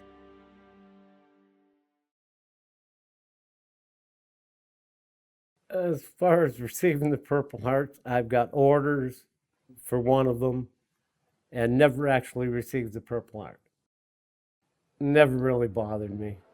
But my wife started digging into my old photos and paperwork, and there was a golf tournament that's put on that sponsors heroes. And there was a state trooper, a missionary, and they picked me.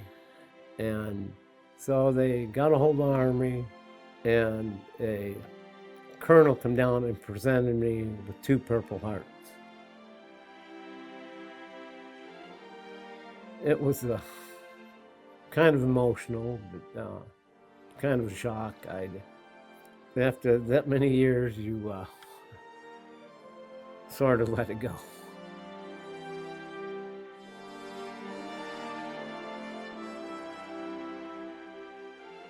They don't appreciate them. I mean, and I know it was quite a while ago. They weren't appreciated when they got back from Vietnam, but the people should appreciate anybody that's in the service. I have got Purple Heart plates on my car. People people have left notes on my car.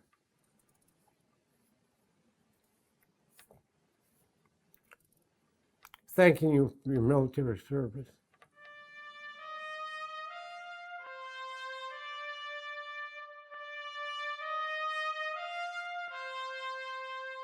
I don't regret going there.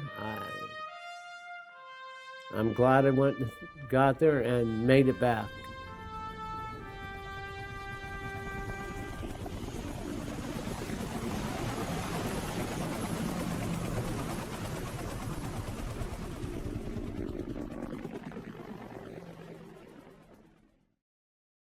Terry was diagnosed with the Agent Orange about 3 years ago, and got him into the hospital. They found that both lungs were literally eaten up with what is called bullous, which was a form of the cancer from Agent Orange. And you carry with you some type of metal from the Agent Orange spray in your bloodstream your whole life once you've been exposed to it.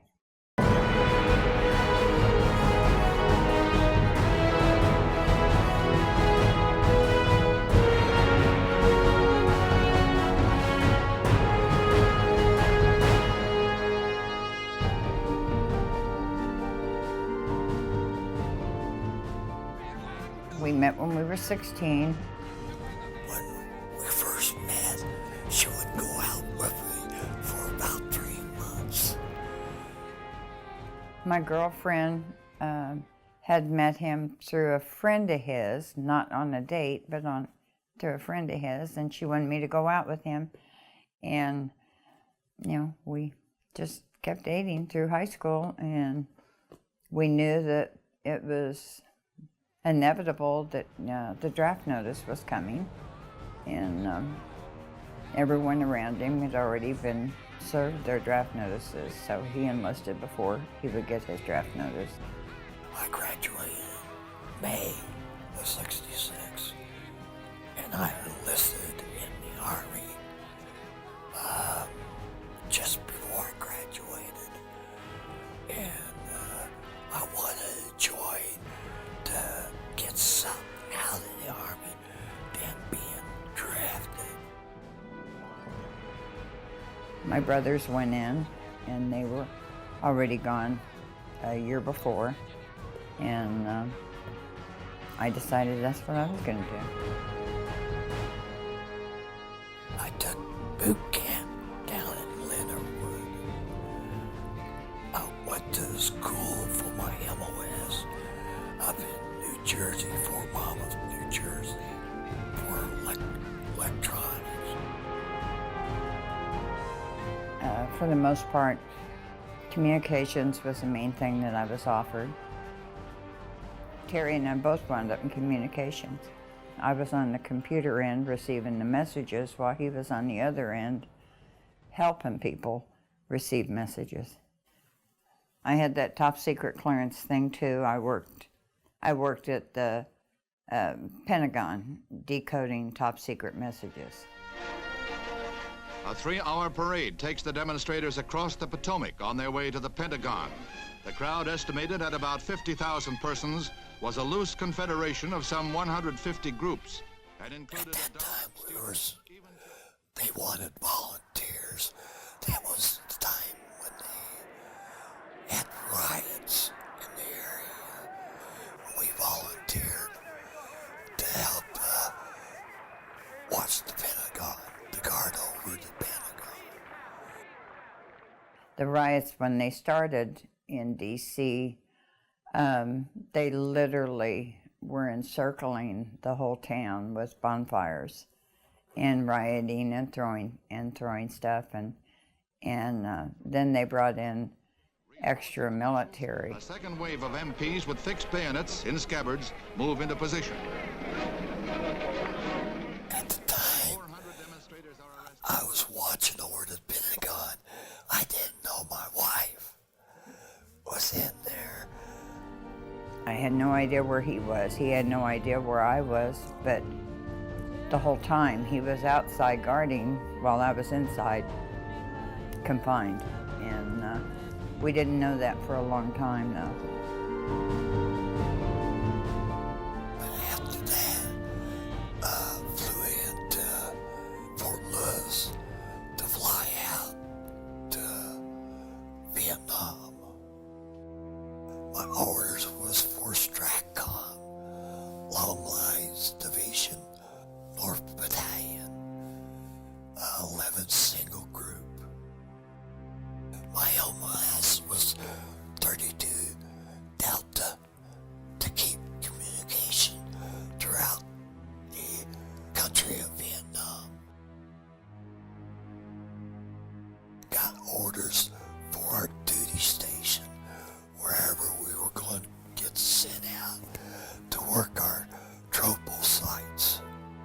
My final destination was Pleiku.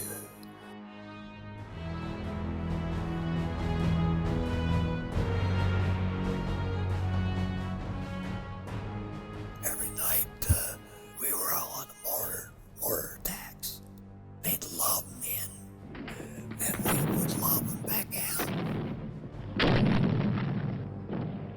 My clearance is a top secret. We had a lot of crypto communication that went through us that we had to feed out different battalions. We fed lines out throughout Vietnam. All of the guys that were sent over for 1 year of active service in Vietnam. And he said, I'll write you every week. And he had a deck of cards, and each letter that he sent had a card in it from the deck of cards, and he would write the week number that he was in during that year. Be it week 8, there wasn't any sequence to why or what number card or what kind of card you got out of the deck, but there was always a week number at the top of the card. So many, thousands and thousands of guys being sent over, and so many killed. You didn't know what was going to happen. You didn't know if you were going to make it to your duty station. It was a scary time. When our tour was out, we flew back to Lewis. Most of the guys would tell you when they first got back in the United States, they'd get on their hands and knees and kiss the ground because they knew they were safe. When we flew in the airport, we all got put on buses to go to the base. While we were getting on the buses, they were people picketing the buses. They were throwing tomatoes, throwing rocks, and cussing us out because of the war.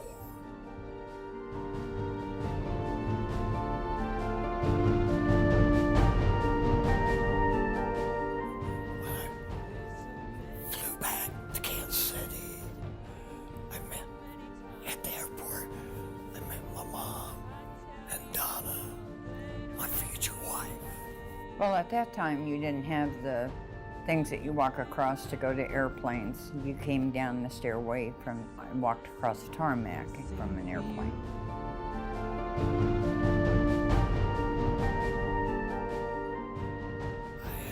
I surprised my wife at the airport by getting engaged to her. He didn't wait. He gave me the ring at the airport. She said yes. Big hug, a kiss. We were married a month later. We were married in June, and we have 3 children. We have 2 daughters and a son, and all 3 of them have also gone in the military, so we're an all-military family. Our daughters went in the Navy, and our son went in the Marines, and we held up the other end of the Army, but we did run out of kids for the Air Force.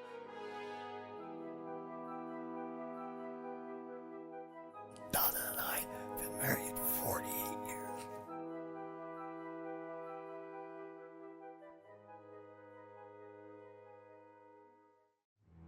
He, as they showed us on a map, very clearly was right in the middle of the spraying when he was stationed in Pleiku.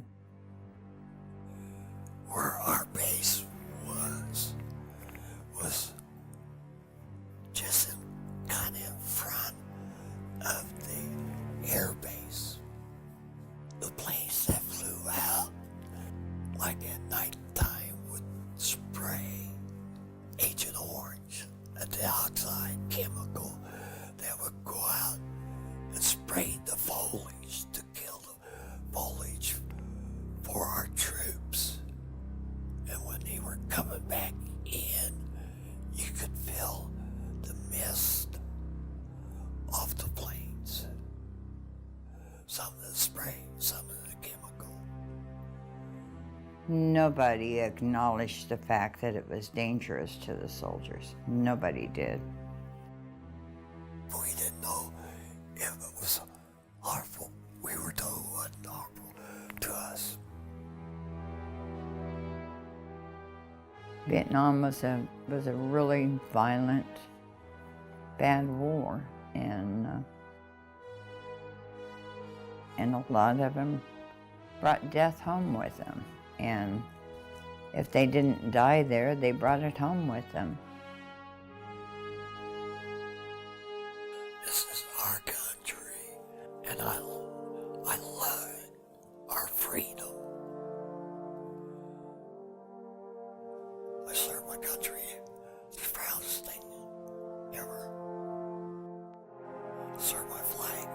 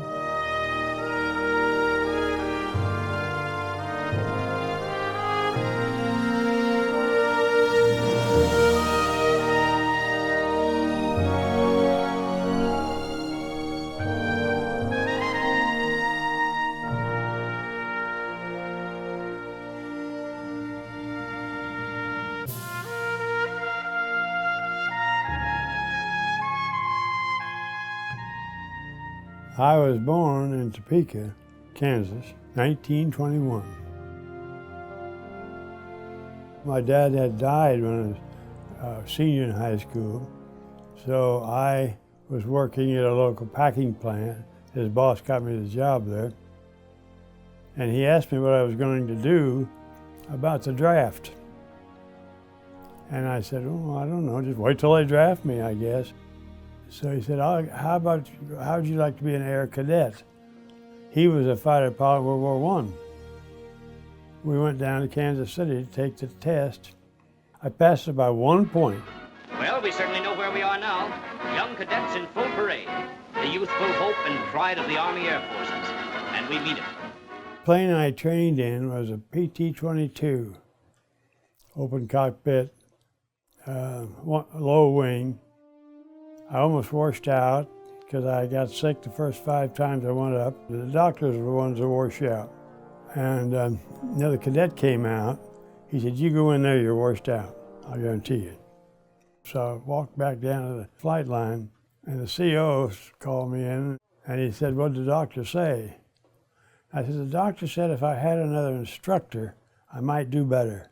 He said, oh, all right, and he assigned me another instructor. I soloed in 3 hours. I did my primary flight training at a base in Blythe, California. Basic was at Marina, Arizona. Flew the BT-13. After that, went to Luke Field, Arizona, advanced training. Flew AT-6s, which is a great plane. That's where I graduated, May 20th, 1943. After graduating from Luke and getting my wings, a bunch of us were sent to Marshfield. There we flew the P-38s. Over at the club, there was a bulletin board transferring all of us guys up to Portland, Oregon. A new group was forming, 354th Fighter Group. So we go up there and fly the P-39.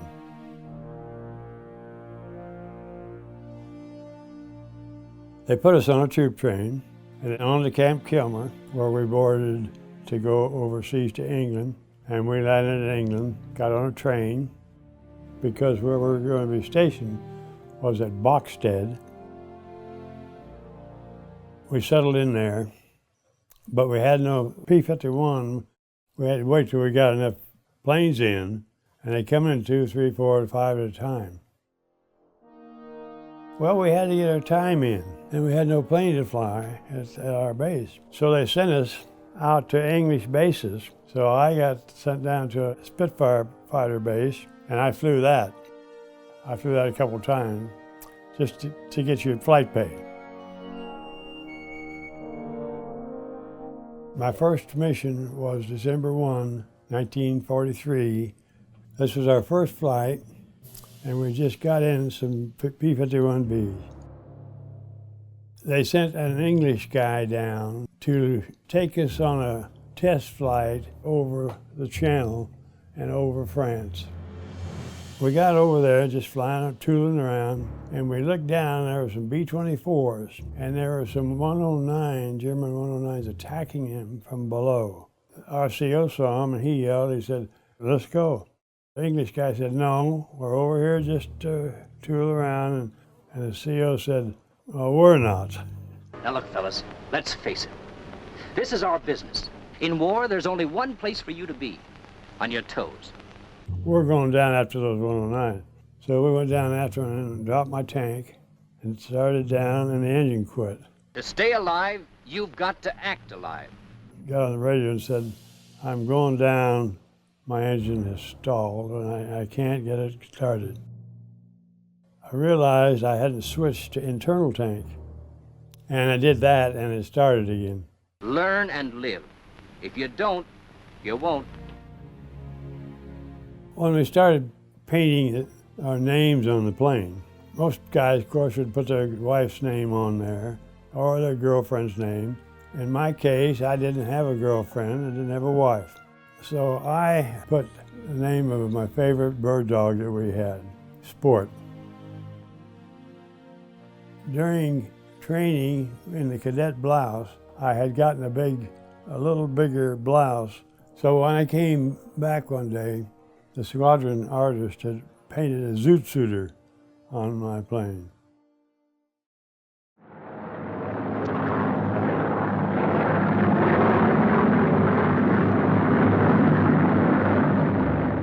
Well, the planes that had been guarding them were P-47s, and we'd meet the bombers where these guys turned back. So we met them there, took on the German fighters, broke them up, and shot a lot of them down.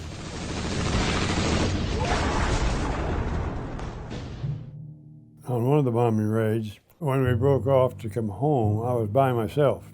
And I looked down, and there was a B-17 coming home by itself, and there were two 109s, German 109s, attacking it. So I rolled over and went down and engaged the two that were attacking, and so they decided to run back into Germany. And I couldn't chase them because I was low on ammunition and low on gas. So later on, about just a week or so, I was in London, and we had a place in London where the pilots kind of hung out.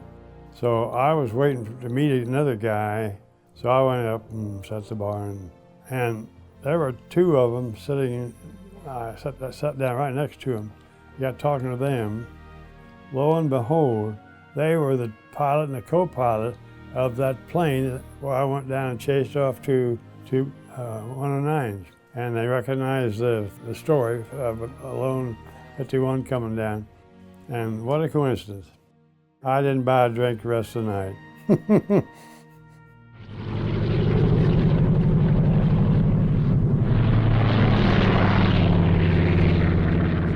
Before D-Day, gliders and parachuters had gone in behind the beachhead to attack and break up German troops running into the beachhead when we attacked. They went in at night, and we gave them cover at night. On my last mission, we were behind the beachheads in France, strafing German soldiers and tanks and things coming to the beachhead to attack it.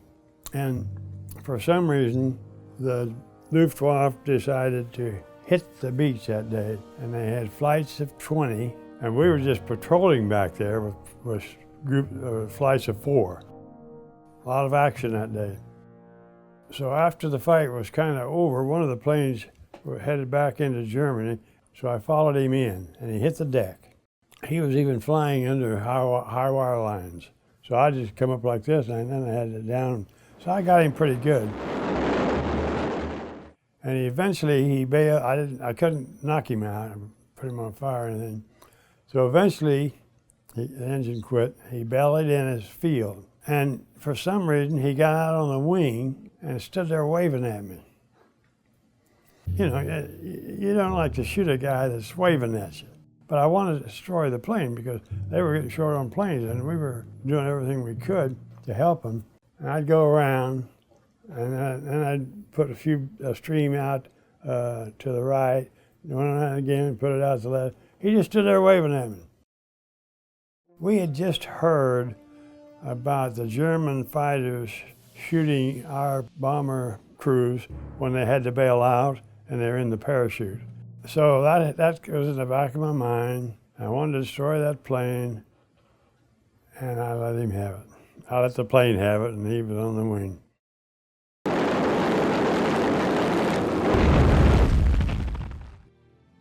The whole thing went up in flames.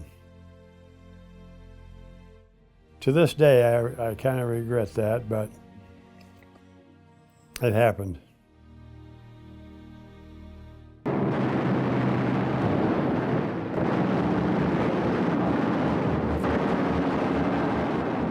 .354th.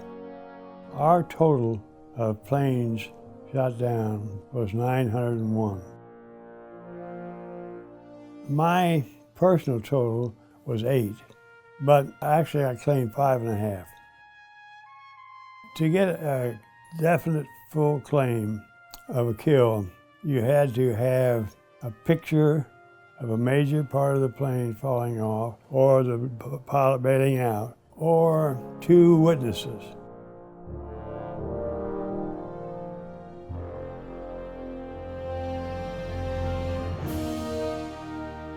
So when I came home on the Queen Mary.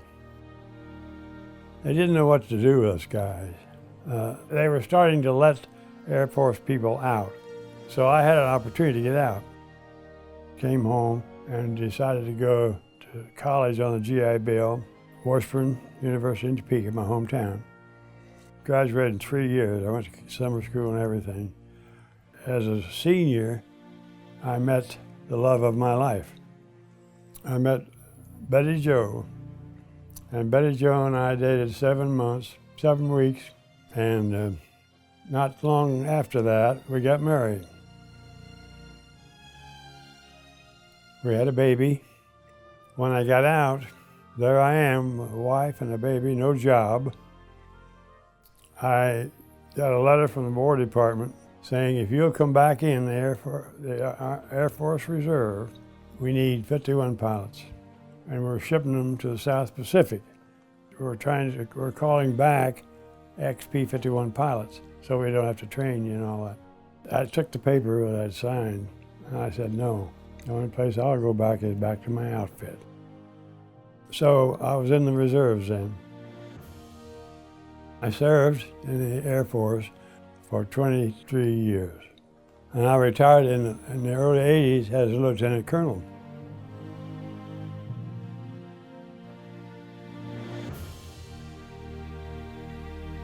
After 2 years of marriage, we had a baby boy. After a certain length of time, we had a baby girl. After another length of time, we had another boy. Our marriage produced 3 babies, and they produced 6 grandchildren, 9 great-grandchildren. Then our life went on 70 years.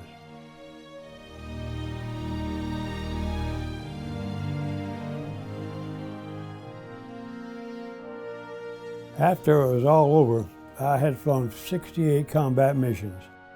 I think the total was 250 combat hours. When I first went in, it was so new to me. I'd never seen it. I never touched an airplane or anything else. So I was very apprehensive, but it worked out for me. Getting the best plane in the war to fly.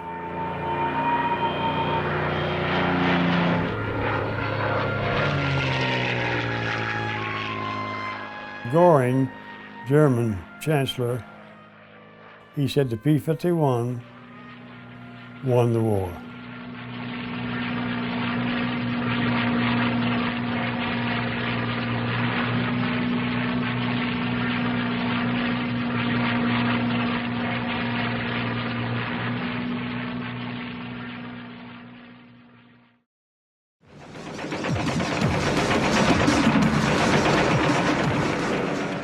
Our 20mm guns began to fire at him as he was coming in, and but they weren't able to stop him, and so he pulls the stick back, raises over the bow, and then he strikes our bridge.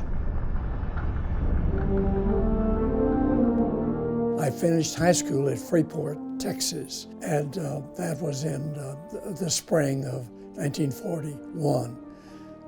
I was 18 at that time when Pearl Harbor took place, and it was a day that brought great change to all of our lives. The war began for me when I was drafted, and I boarded a troop train December the 1st of 1942. Then we headed for San Diego, and I began my boot camp training. I said to myself, I do not want to go into the Army. I'm not in for trenches and mud holes. I wanted to be on a ship. And after I completed my training, I was assigned to take training on a specific instrument. It was called a rangefinder. So they sent me through a 6-week course, and immediately I was assigned to a ship in New York City that had not been totally constructed. Then boarded another train out of Houston up the East Coast to New York City. I loved to dance in high school, and I knew all the big bands. And when I got to New York City at Pier 92, I would get Liberty about every weekend. I would go to Radio City Music Hall, and there was Glenn Miller and Tommy Dorsey and Artie Shaw. So that was a great experience.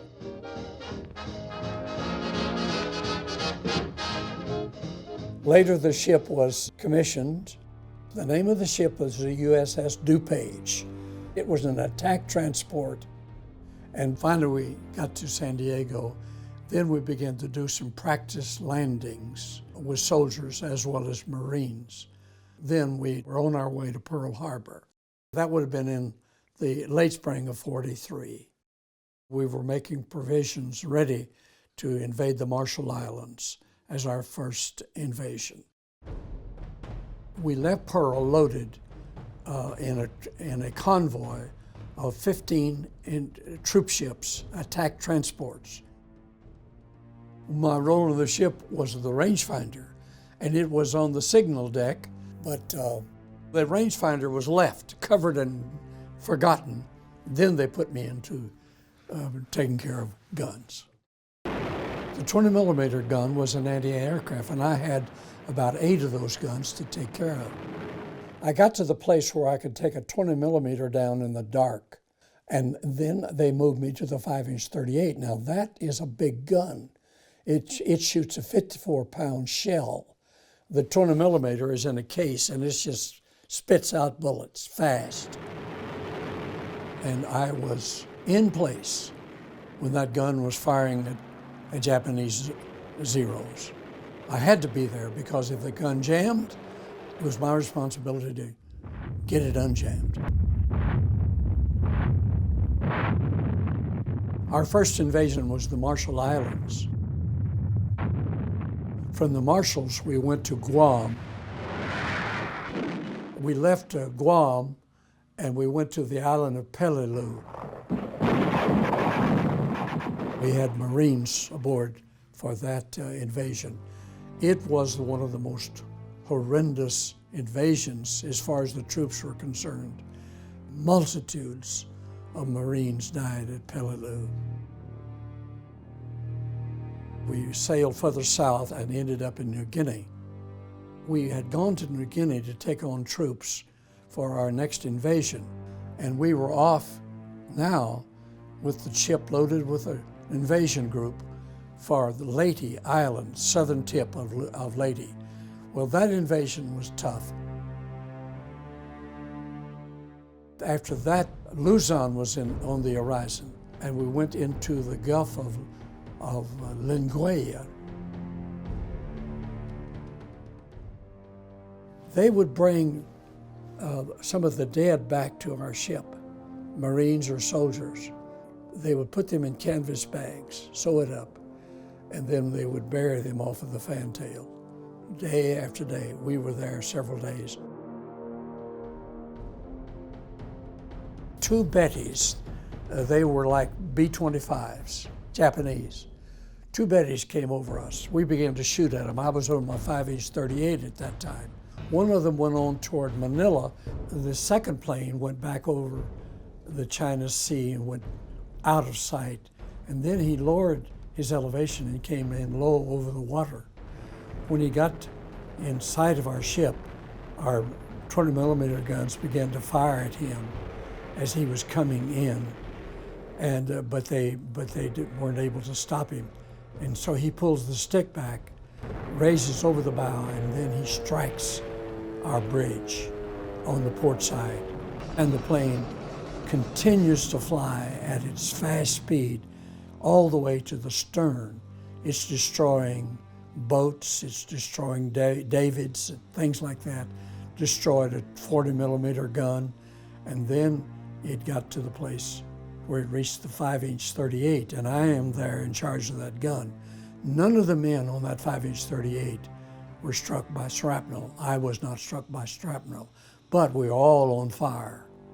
There was a fuel explosion, and he ends up going into the ocean, but there is left in his track 36 men are dead before morning. I knew every one of them. I was burnt on the front part of my body, down my arms, and on my back. My shirt caught on fire in the back. They took me to sick bay, and then they allowed me to leave the sick bay the next day to go to the burial. So 36 men are going to be buried, one after the other, and each time taps would be played. Watching these men falling into the ocean, the only marker that they have is the latitude and the longitude of where we were at the moment. Those men were very important to me. No way can I explain how I providentially have lived to this age.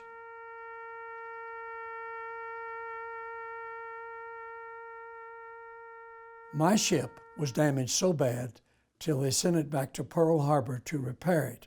When they got to Pearl Harbor, every dry dock had a ship in it.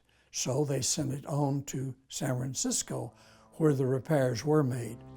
I came back to the ship after 30 days in Frisco. We loaded up troops. We were off to Japan.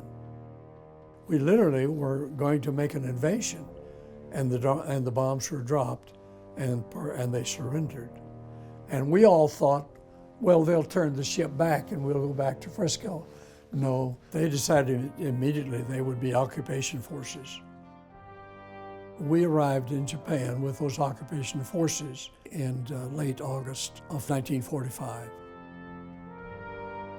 We didn't stay in Japan at dockside very long, probably 2 or 3 days, and we were back on our way to San Francisco. I stayed aboard ship a short period of time, and I arrived in Galveston in December of 45, and then on the 6th of January of 46, I was discharged. 3 years, night and day. You didn't go anywhere. You was just aboard ship. Sometimes you were in battle, sometimes you were just at sea.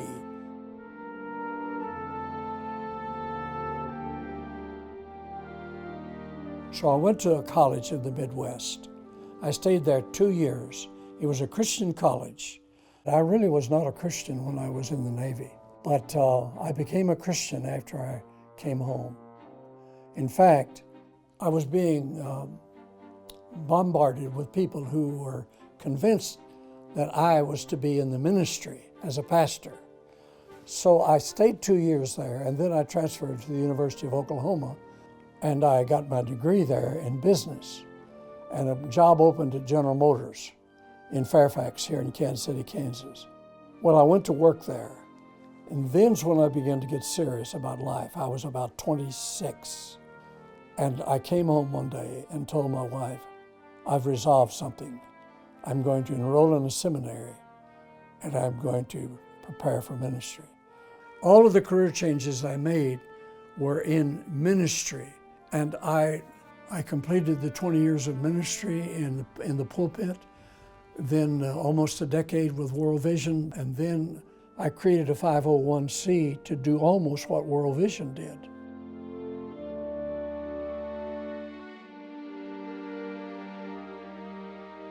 My wife, Evelyn, she was here in Kansas City. She worked on B-25s down at Fairfax. Her brother came to Kansas City. He set out to persuade to take her back to Freeport with him, and they did come back to Freeport. Now here's where the fun begins. I see her, and I'm astounded. I'm astonished. I remember the clothes she was wearing even that day. We get acquainted. Some people will be astounded, but I only knew her 3 months, and I married her. And out of our experience, we had 3 daughters. Those 3 girls have become the joy of our life, along with our 2 granddaughters, and now our 3 great-grandsons. We have been married 72 years.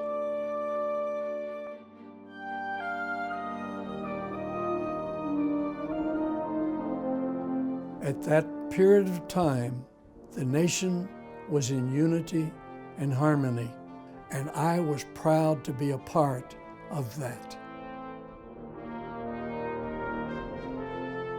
They awarded me, before I was discharged, a Purple Heart. And life sometimes has some very interesting moments. I had the privilege of making the honor flight, and lo and behold, when we got to the Tomb of the Unknown Soldier, we discovered we were going to lay the wreath. And here I stand with a Purple Heart, alive at 94, and have the privilege of laying the wreath at the Tomb of the Unknown Soldier. Let me tell you, that is a big thing in my memory, and I'm grateful for it.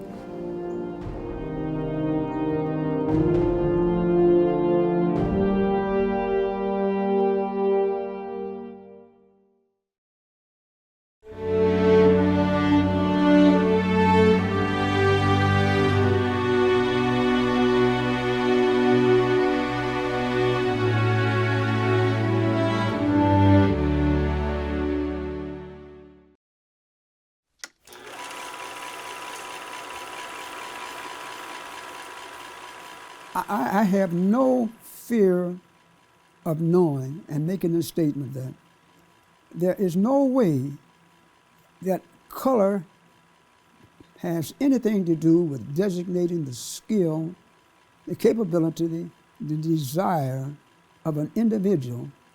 If you have that drive and you have given the opportunity, there's nothing you can't accomplish.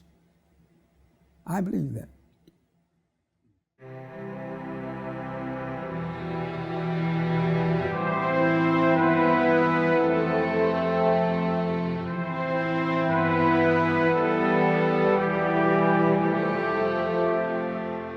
I was born December the 16th, 1918 in Hiawatha, Kansas. My parents came to Kansas City, Kansas when I was 3 years old. Graduated from high school in 1936. I was drafted into the service in October of 1942. Sent to Leavenworth, Kansas for introduction, I guess, to the service. Went from there to, I believe it was St. Louis, Missouri, Jefferson Barracks. That lasted just a short period of time. They booked us with clothing and whatnot and shipped one group to Boston, Massachusetts, where I entered the Franklin Institute of Technology, assigned to do topographic drafting. We went from there to Marchfield, California. Stayed in Marchfield for about 90 days, I believe. In the meantime, on the bulletins coming in, there was an opportunity to be a part of the Cadet Corps for those who felt they had the audacity to think they could fly. Just a blessing as far as I'm concerned, and an opportunity that seemed like it was right in front of me. All I had to do was work for it. I submitted it to take the exams. I left Marchfield, California, and went from there to Tuskegee, Alabama, having my first experience going south.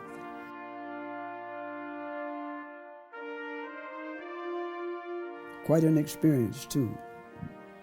Colored entrances, black drinking fountains, white drinking fountains, doorways, exit and coming in and going out, black entrance. And walking down the street, as you come in contact or pass by a person of different color, a Caucasian, you had to get off the sidewalk and let them pass. My first introduction to segregation in the Deep South.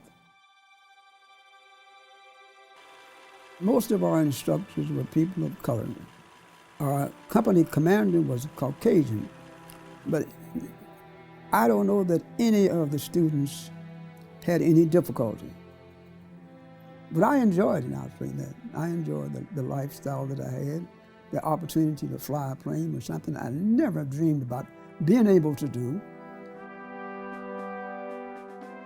It was the latter part of the year of 43 or the early part of 44 when I became a part of the cadet program.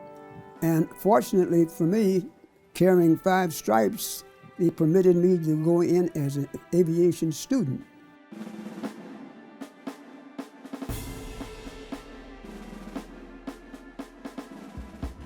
We flew our training missions in a 2-wing fixed landing gear PT-17 as a primary trainer. When you complete that satisfactorily, you advance to basic. Lower basic is the first step, and upper basic is the second step.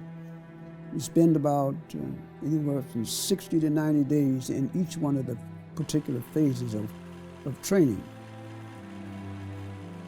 You advance to your first step with a retractable landing gear, AT-6, 2-seater, instructor in the back, student in the front.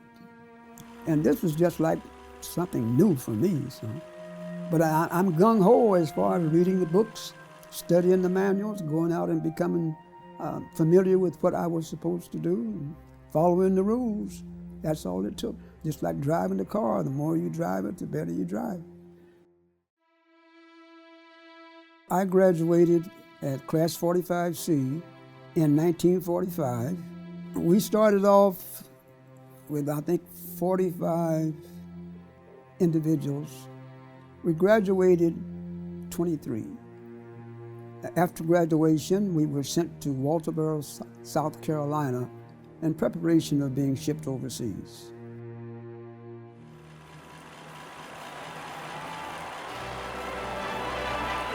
Throughout the world, throngs of people hailed the end of the war in Europe.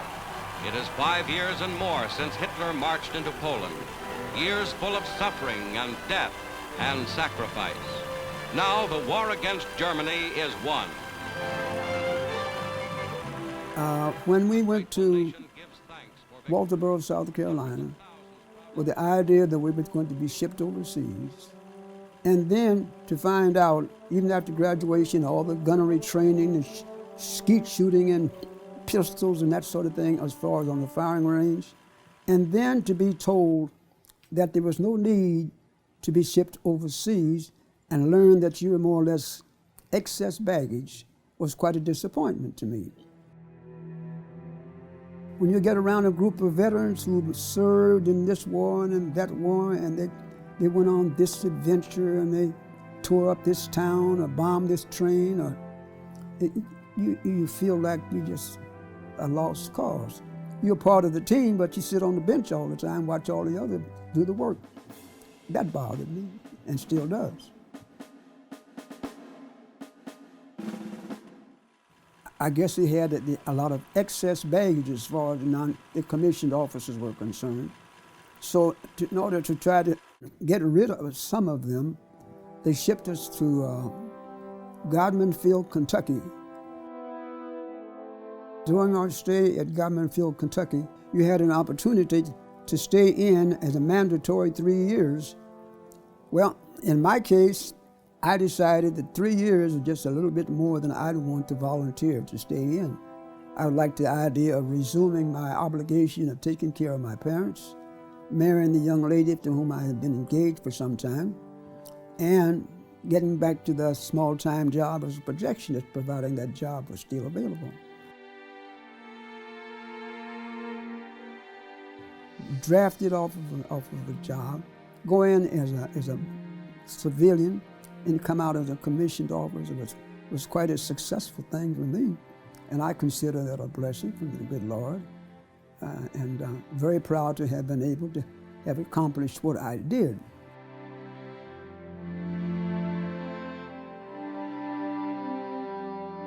So I left the service in November of 1945 and came home, and a year after, married the young lady to whom I had been engaged. I have known her from the time she was in junior high school. She was about 15 years of age then, and I was 21. We dated all that time until September the 18th of 1946 was our marriage date. And she was 21 years of age, and I was almost 27. And have the opportunity of rearing 4 sons, and I have 7 grandchildren and 4 great-grandchildren.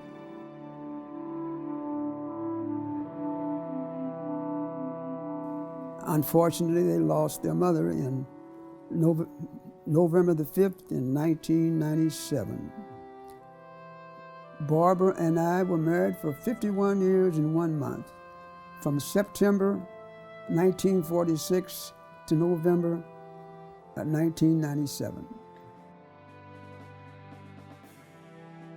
Occupied both in the post office, had my own lawn service, went to Kansas City Art Institute to get my Bachelor of Fine Arts and my Master of Fine Arts degrees, and stayed busy with 2 jobs for some 30 years.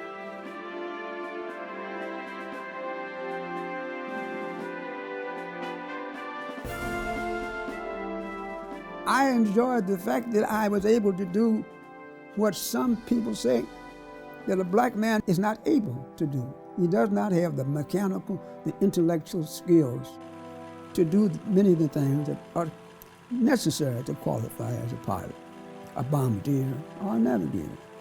And so many of the people who graduated from Tuskegee and the other training schools prove that to be a false.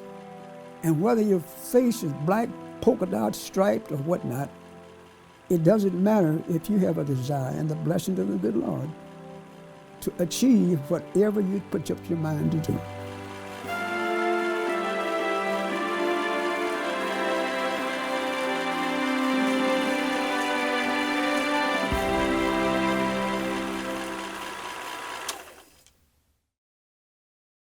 I was born in 1926, and I was raised on the East Coast in a little town called Leonia. In a chance hit, a bomb went down a smokestack of the Arizona and exploded the forward magazine. When the war started, I was 15 years old, and my grandfather and my sister and myself were listening to his little radio. He had one of the old-fashioned radios, and we heard that Pearl Harbor had been hit. The United States of America was suddenly and deliberately attacked by naval and air force. And so my grandfather says, well, the country's going to be at war, and pretty soon the president came on and talked. And of course, I was too young, but I knew eventually I'd probably go in the service. On fire, and the Oklahoma has capsized. And in the bomb and A friend of mine came home from the service. He'd been injured, and he asked me what I was going to do. And I said, I don't know. He said, well, why don't you try the Tuskegee Airmen? That's what got me interested in the Tuskegee Airmen. I'd never heard of them.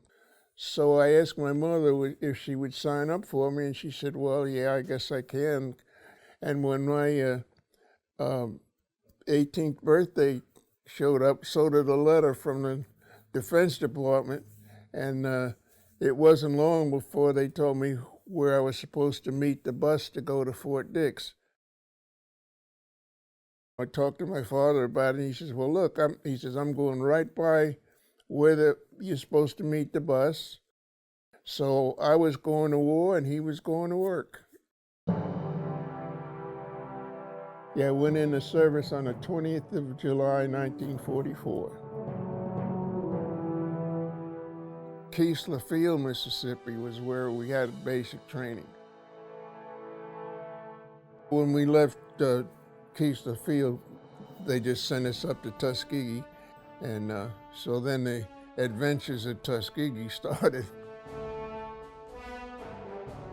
Well, what I did, I had applied for aviation cadets, and I made aviation cadets, and I finished primary. When I got to basic, they washed me out. You never know why they're going to wash you out, other than they just wash you out when they get ready. So I got washed out on that, but I stayed in the service. I decided that I was going to stay in, and I did. Well, I was charged of quarters one day, and I got through early. And so I got down behind the clothes where nobody could see me, and I went to sleep. And the next thing I know, I hear something say, hey, soldier, wake up. So I woke up, and there was the first sergeant. I'm looking at all these stripes. I'm saying, oh, I'm in real trouble. I felt like Beetle Bailey. Anyway, he said, you come with me. So I went over to the orderly room. He says, he wanted to know if I could read and write, and a lot of guys could not during that time. So I said, yeah, I can read, and I said, I can write, and he said, okay, you're the mail clerk. So I was the mail clerk and assistant. I just did whatever he wanted me to do. So then he got to the place where in the morning, instead of him going out and calling the roll, he'd tell me, he said, go out and set up and get the troops ready. And then the chief clerk decided he was going to get out and go back to school. So the first sergeant said, asked me, he said, I need somebody to be the chief clerk. So they sent me to quartermaster school at Camp Lee, Virginia. So I was chief clerk of the squadron, and the next thing I know, they changed my MOS, called me up to headquarters and told me they wanted me to be the base sergeant major. So then they made me the sergeant major of the base, and I was the last base sergeant major at Tuskegee Army Airfield. When they closed the base from Tuskegee, I went to Lockburn. It was called RIF, Reduction in Force. When they deactivated the 332nd, then they riffed me. That's when they put me out. And then when I got out of the service, I became a police officer at home. And I was a police officer for something like 3 months. And then I got letters asking me to come back in. So one day I walked in, took my keys, badge, gun, everything, laid it on the desk and said, I see ya. And I went back in the military, never turned back. When I went back in, I went back to Lockburn as a three-stripe sergeant. And they sent me overseas to Guam. And while I was overseas to Guam, I wrote for the Stars and Stripes. And I was over there 6 months, came back and went to OCS, and that's when I got my commission.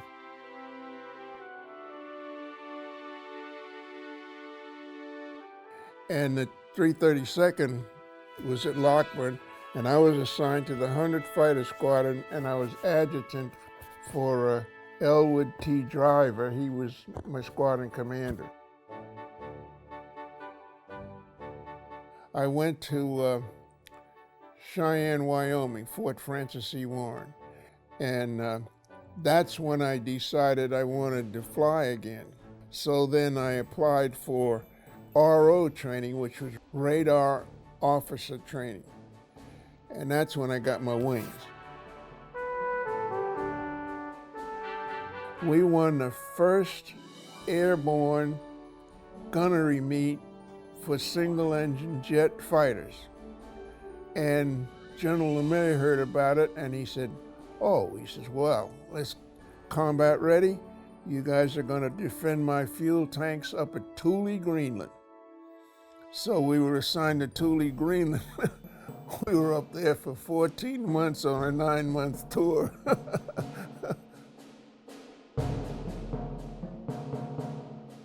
I came back from Greenland and I went to Scott Air Force Base.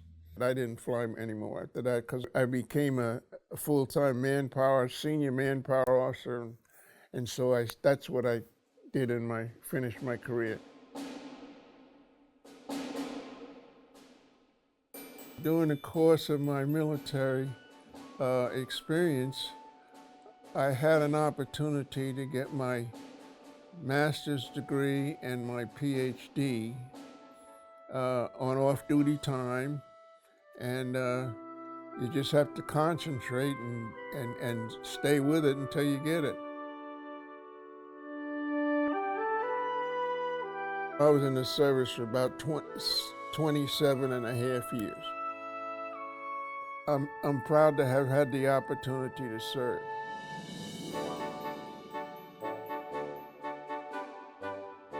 When I got out, I came into the Civil Air Patrol, and I became a commander of the Kansas wing of Civil Air Patrol, yes.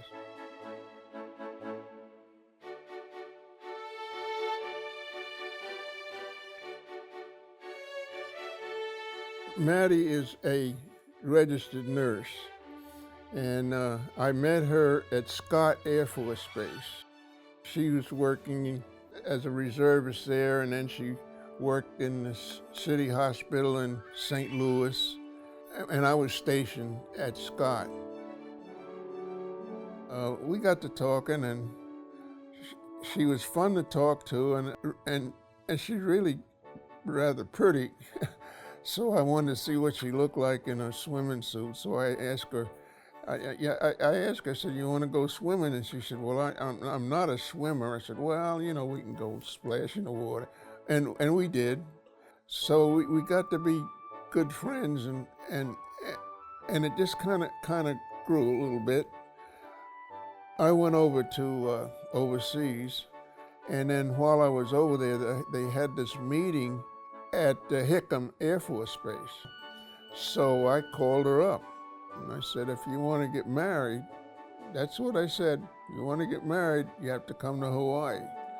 And so she did, and we've been roommates ever since. She was a career reservist. There's a funny little tale that goes with that. I had to give a speech up at Emporia State. So I'm there speaking, and one of the students that was in there asked me, well, how did you get along?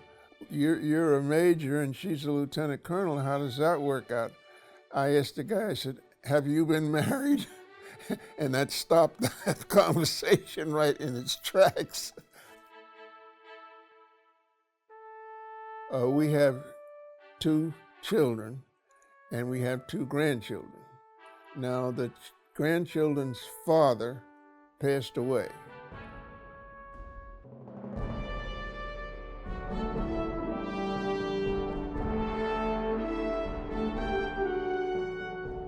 You know, I'm just proud of the fact that I had an opportunity to serve, because we went to Iraq and Kuwait and Qatar, the Tuskegee Airmen did.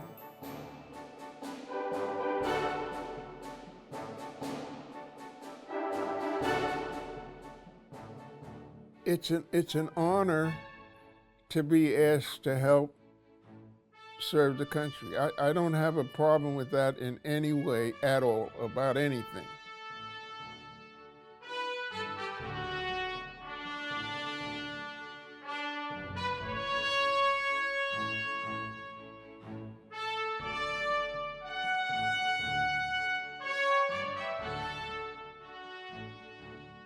We knew what was going on, and we knew how things were structured. We knew what we were faced with, but really the only thing we were concerned about was getting the war over so we could go back home. We didn't have that concept of the Tuskegee Airmen, because that wasn't what we were about. We were about ending the war and going home. That's what we were all about. We didn't even know what a Tuskegee Airman was. I'm just honored to have been a part of it, and I hope that the service that I rendered did some good. I like to know I'm serving the country. If I'm going to serve the country, I've got to have a purpose.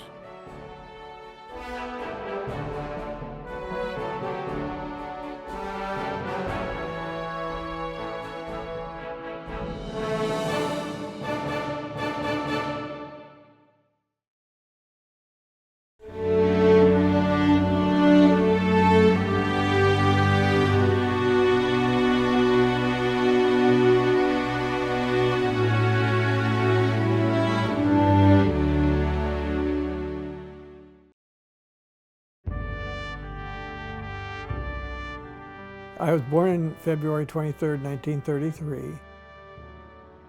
By the time I graduated from high school, I really had no idea of what I was going to do from there, so I decided I would enlist. I didn't even know the Korean War was going on at the time. I was thinking about the Army. I thought, no, I don't want to crawl through mud, thank you very much. And I'm not a very good swimmer, so I think I'll just join the Air Force. Marines were too tough. I thought, well, I don't want any part of that. So I joined the Air Force. And then I came home and told my mother I joined the Air Force. Well, she went berserk. And all this took place in 1951.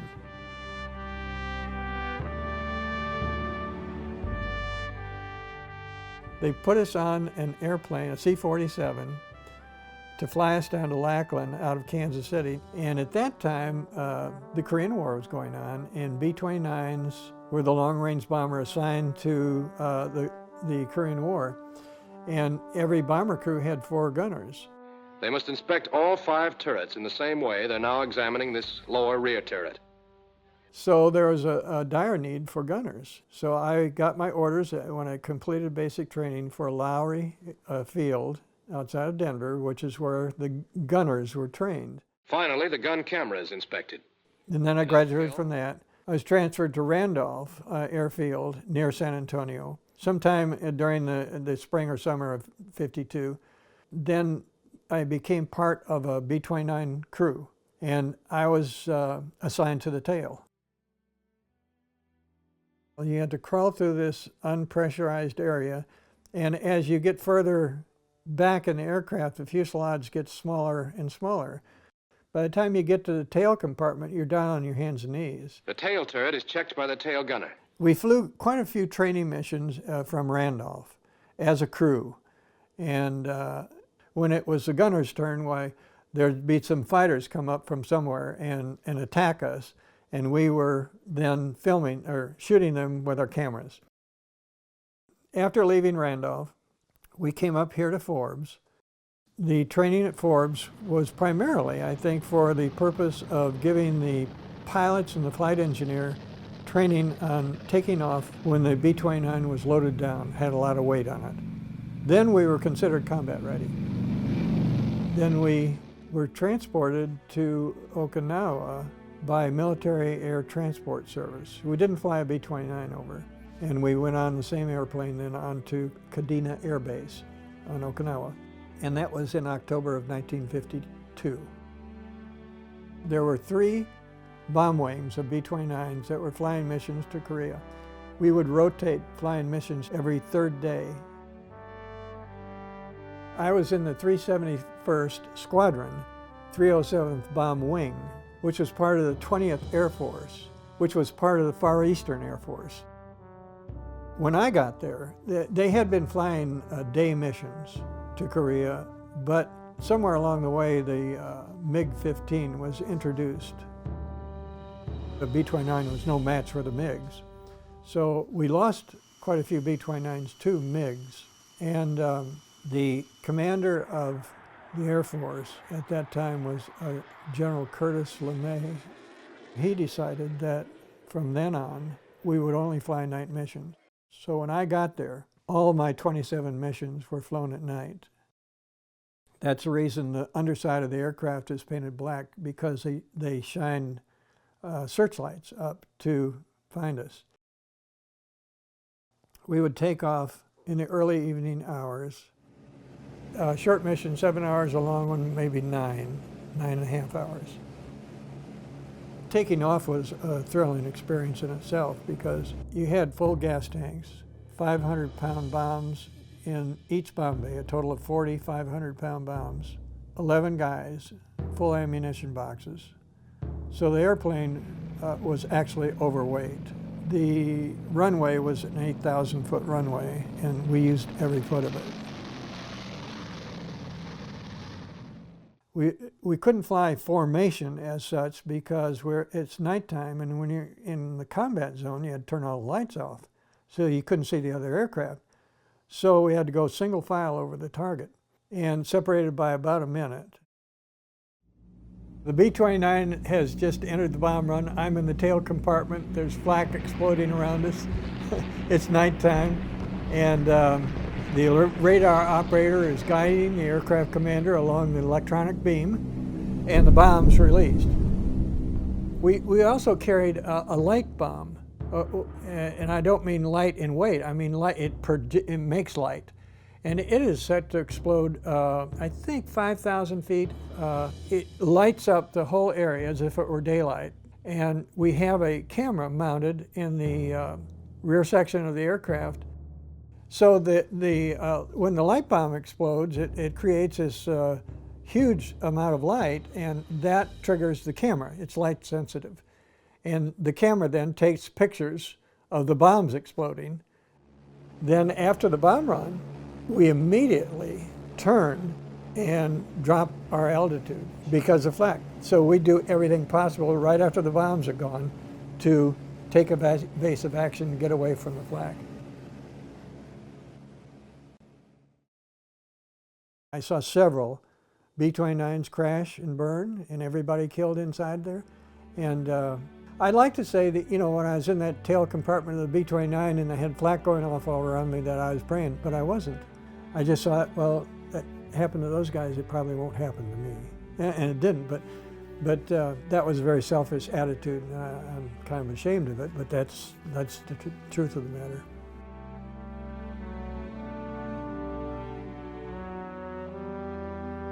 Our commitment was to fly 30 missions or be there for 6 months flying missions, whichever came first. And we flew just about every third day. I remember I was at a movie there on the base, Kadena, and one of the other gunners on my crew came down the aisle looking for me. And he found me sitting there by myself watching the movie. He said, "Tom, get up, we're going home." And I said, "Yeah, really?" And I'd flown 27, we'd been there 6 months, and I was flying combat missions from Okinawa to North Korea from October of 1952 until sometime in April of 1953, a period of approximately 6 months. And we were home in a couple days. And I think I had a week or maybe 2 weeks leave, and then I reported into Biggs Air Force Base down near San Antonio. I became a waist gunner on a B-50, which is a souped up B-29, if you will, larger engines. After serving a few months at Biggs, a group of B-50 crewmen were transferred to Walker Air Force Base near Roswell, New Mexico. Since my career field of being an aerial gunner was no longer needed in the Air Force, I was asked if I was going to re-enlist. I was within 3 months of completing my 4-year enlistment. So when he asked me if I was going to re-enlist, I said, no, I think I'm going to get out and go to college. Then August of that same year, 1955, I enrolled in Drury College, became a freshman at 22 years old. We met in college and got married at semester break of our senior year. We were married at Drury in Stone Chapel on Drury College campus. She became pregnant. Our twin daughters, Ann and Nan, were born. The girls were, I guess, about 4. Our twin sons were born.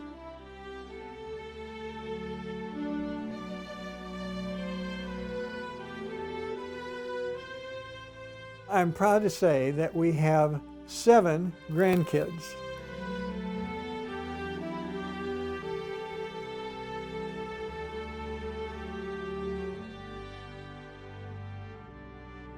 Johnson County needed to have something in recognition of Korean War veterans. And the best thing to do that, of course, would be to build a Korean War Veterans Memorial. And it was decided that we would embark on a project of that nature. Our chapter here was formed in the year 2000, and I was very active in the chapter. Since we were affiliated with National and we had built this memorial and what have you, I decided I would get involved in the organization at the national level. So I served a 3-year term as a board member. So after the 2 3-year terms had been completed, I decided I would run for president. As it turned out, I was the only person who had filed for president that year. Serving as president of the Korean War Veterans Association, it brought me in contact with a lot of high government officials, and it enabled me to help veterans that made appeals to me personally.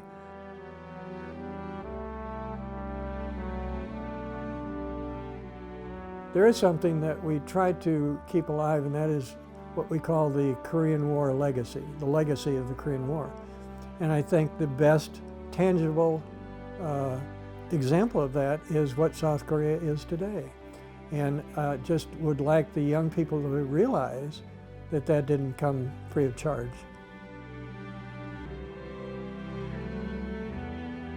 A young lady by the name of Hannah Kim, she calls Korean War veterans grandpas.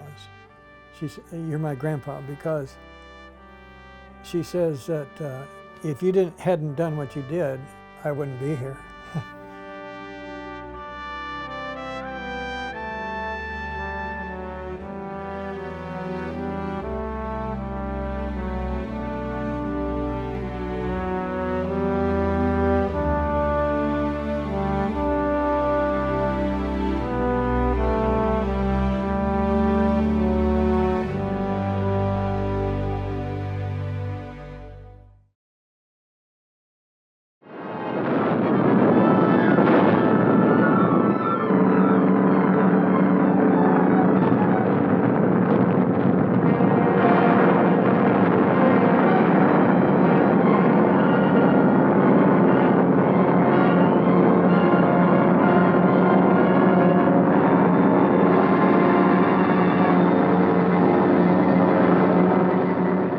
My first recollection of the World War II was December the 7th, 1941, was a wintry day, and I was playing out in the front yard.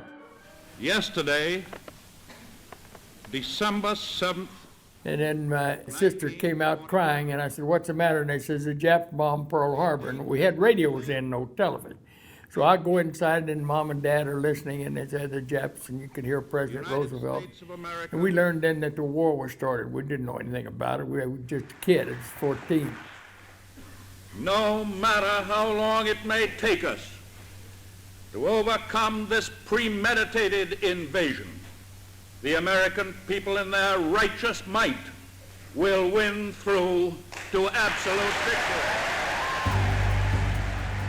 I enlisted in April of 1945. I was still in high school, just getting out.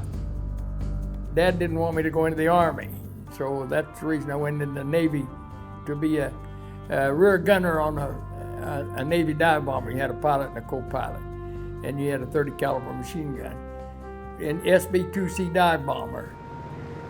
That's it, gents. The Hell Diver, sometimes called the SB-2C. She's a scout and a dive bomber, and can deliver depth bombs or a torpedo as well. I knew I was going to be a gunner and a radioman, primarily a radioman. Millington, Tennessee was a big training center. It's called the Naval Air Training Center. And they held I think it was a 4-week boot camp down there. Then we all went into shortwave radio. We went down there for that schooling, and then we were going down to Jacksonville and then out to the fleet. I didn't go overseas in World War II. They made me at the conclusion, because I had shortwave, they made me an instructor at the Naval Air Training Center there, teaching shortwave. And then the war ended real quick. I deem this reply a full acceptance of the Potsdam Declaration, which specifies the unconditional surrender of Japan. Newsmen rush the president's report to a waiting world. And through the early evening, Tuesday, August 14th, the fateful news is flashed. In New York City, as throughout a rejoicing nation and world, vast throngs of grateful, happy people celebrate the end of fighting, the dawn of peace. 2 million New Yorkers jam Times Square. It's official. It's all over. It's total victory.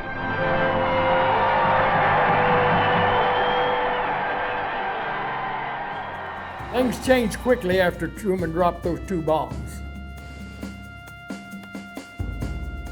The whole base went wild. People poured out of all the troops poured out of the barracks and were marching up and down the streets and hugging and laughing, and everybody went absolutely ape that the war was over, because we'd been told that we were going to land very soon in Japan, and the guy on either side of us was not going to make it probably. And right after that 2 bombs were dropped, they began to dump people from overseas out in the fleet back to the United States. They tried to get them out of the service as quick as possible. I got out in June of '46. We were discharged, but we stayed in the reserve. I came home like all of the others, and I was living at home with my parents. I was 19 then. Just who gets the benefits of this bill? Any veteran, male or female, with more than 3 months active service. I immediately, the following week, went over to the University of Kansas City at 52nd and Rock Hill Road in Kansas City, Missouri. And we had a wonderful GI Bill in those days. So it was great. That's why I could get married so young on my 21st birthday. When you stay in the Navy Reserve, you stayed in the inactive reserve, which you didn't do anything, or the active reserve, where you train once a month. After I got into college, the Marine Corps came down and they wanted me to transfer, so I transferred to the Marine Corps at that time. So in '47, I was promoted from 3rd class petty officer to 2nd lieutenant in the United States Reserve. And then in '50, when the war broke out, I was a 1st lieutenant.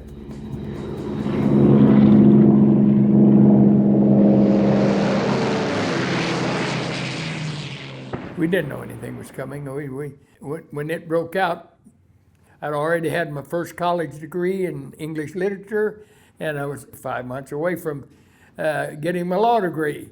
And boom, it broke out, and Truman activated the Marine Corps Reserve. The present time, the fear of another great international war overshadows all the hopes of mankind.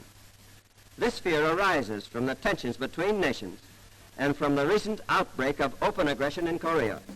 And they brought into the Navy and the Marine Corps and shipped over, made a part of the 1st Division, which I was. And I went to Able Company, 1st Battalion, 1st Marines there in Korea. And I went up to the line, And I was there for 2-3 weeks before I pulled off and ordered back to the Marine Corps rear. And they just changed from the old rocks and shoals, the old naval rules that they'd had since the beginning of the colonies. And now you had to have a lawyer for the defense, a lawyer for the prosecution, and a lawyer for the judge. And they scrounged the whole division, and they found 4 of us. 1 month I'd be a prosecutor on a general court-martial. The next month I'd be a prosecutor on the defense. And we were swamped with, because all we had was general court-martials. It got so cold in the winter, 35 and 40 below, the ink would freeze in the fountain pen, so that stopped the court-martial. So then they said we'd ship us to Japan. We'd take all the witnesses. We'd go to Kobe, Japan. We loved that. It was nice houses, and you got liberty, and so we'd drag our feet a little bit there, you know, and take our time trying the cases. In June of '52, I came back and got out of the Marine Corps. I decided at that time I wanted to practice law. And I was still in the reserve, and I stayed in the active reserve, not the inactive reserve, for years. I was in 17 years, between 1945 and 1962. I had a small law firm, McMullen, Wilson, and Schwartz. Before that, it was Hill and McMullen. And I practiced from June of '52 when I got back. I'm still an active lawyer. I still have my card active.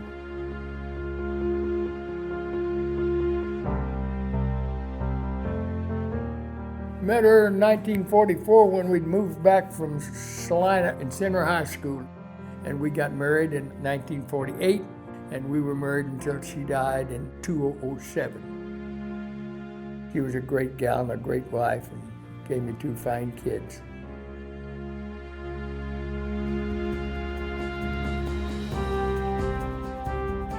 Well, I volunteered. Everybody wanted to serve our country. And we stayed in voluntarily because we loved our country and we loved the Corps. And there's an old saying that you can take the Marine out of the Corps, but you can't take the Corps out of the Marine. And I think that's self-explanatory.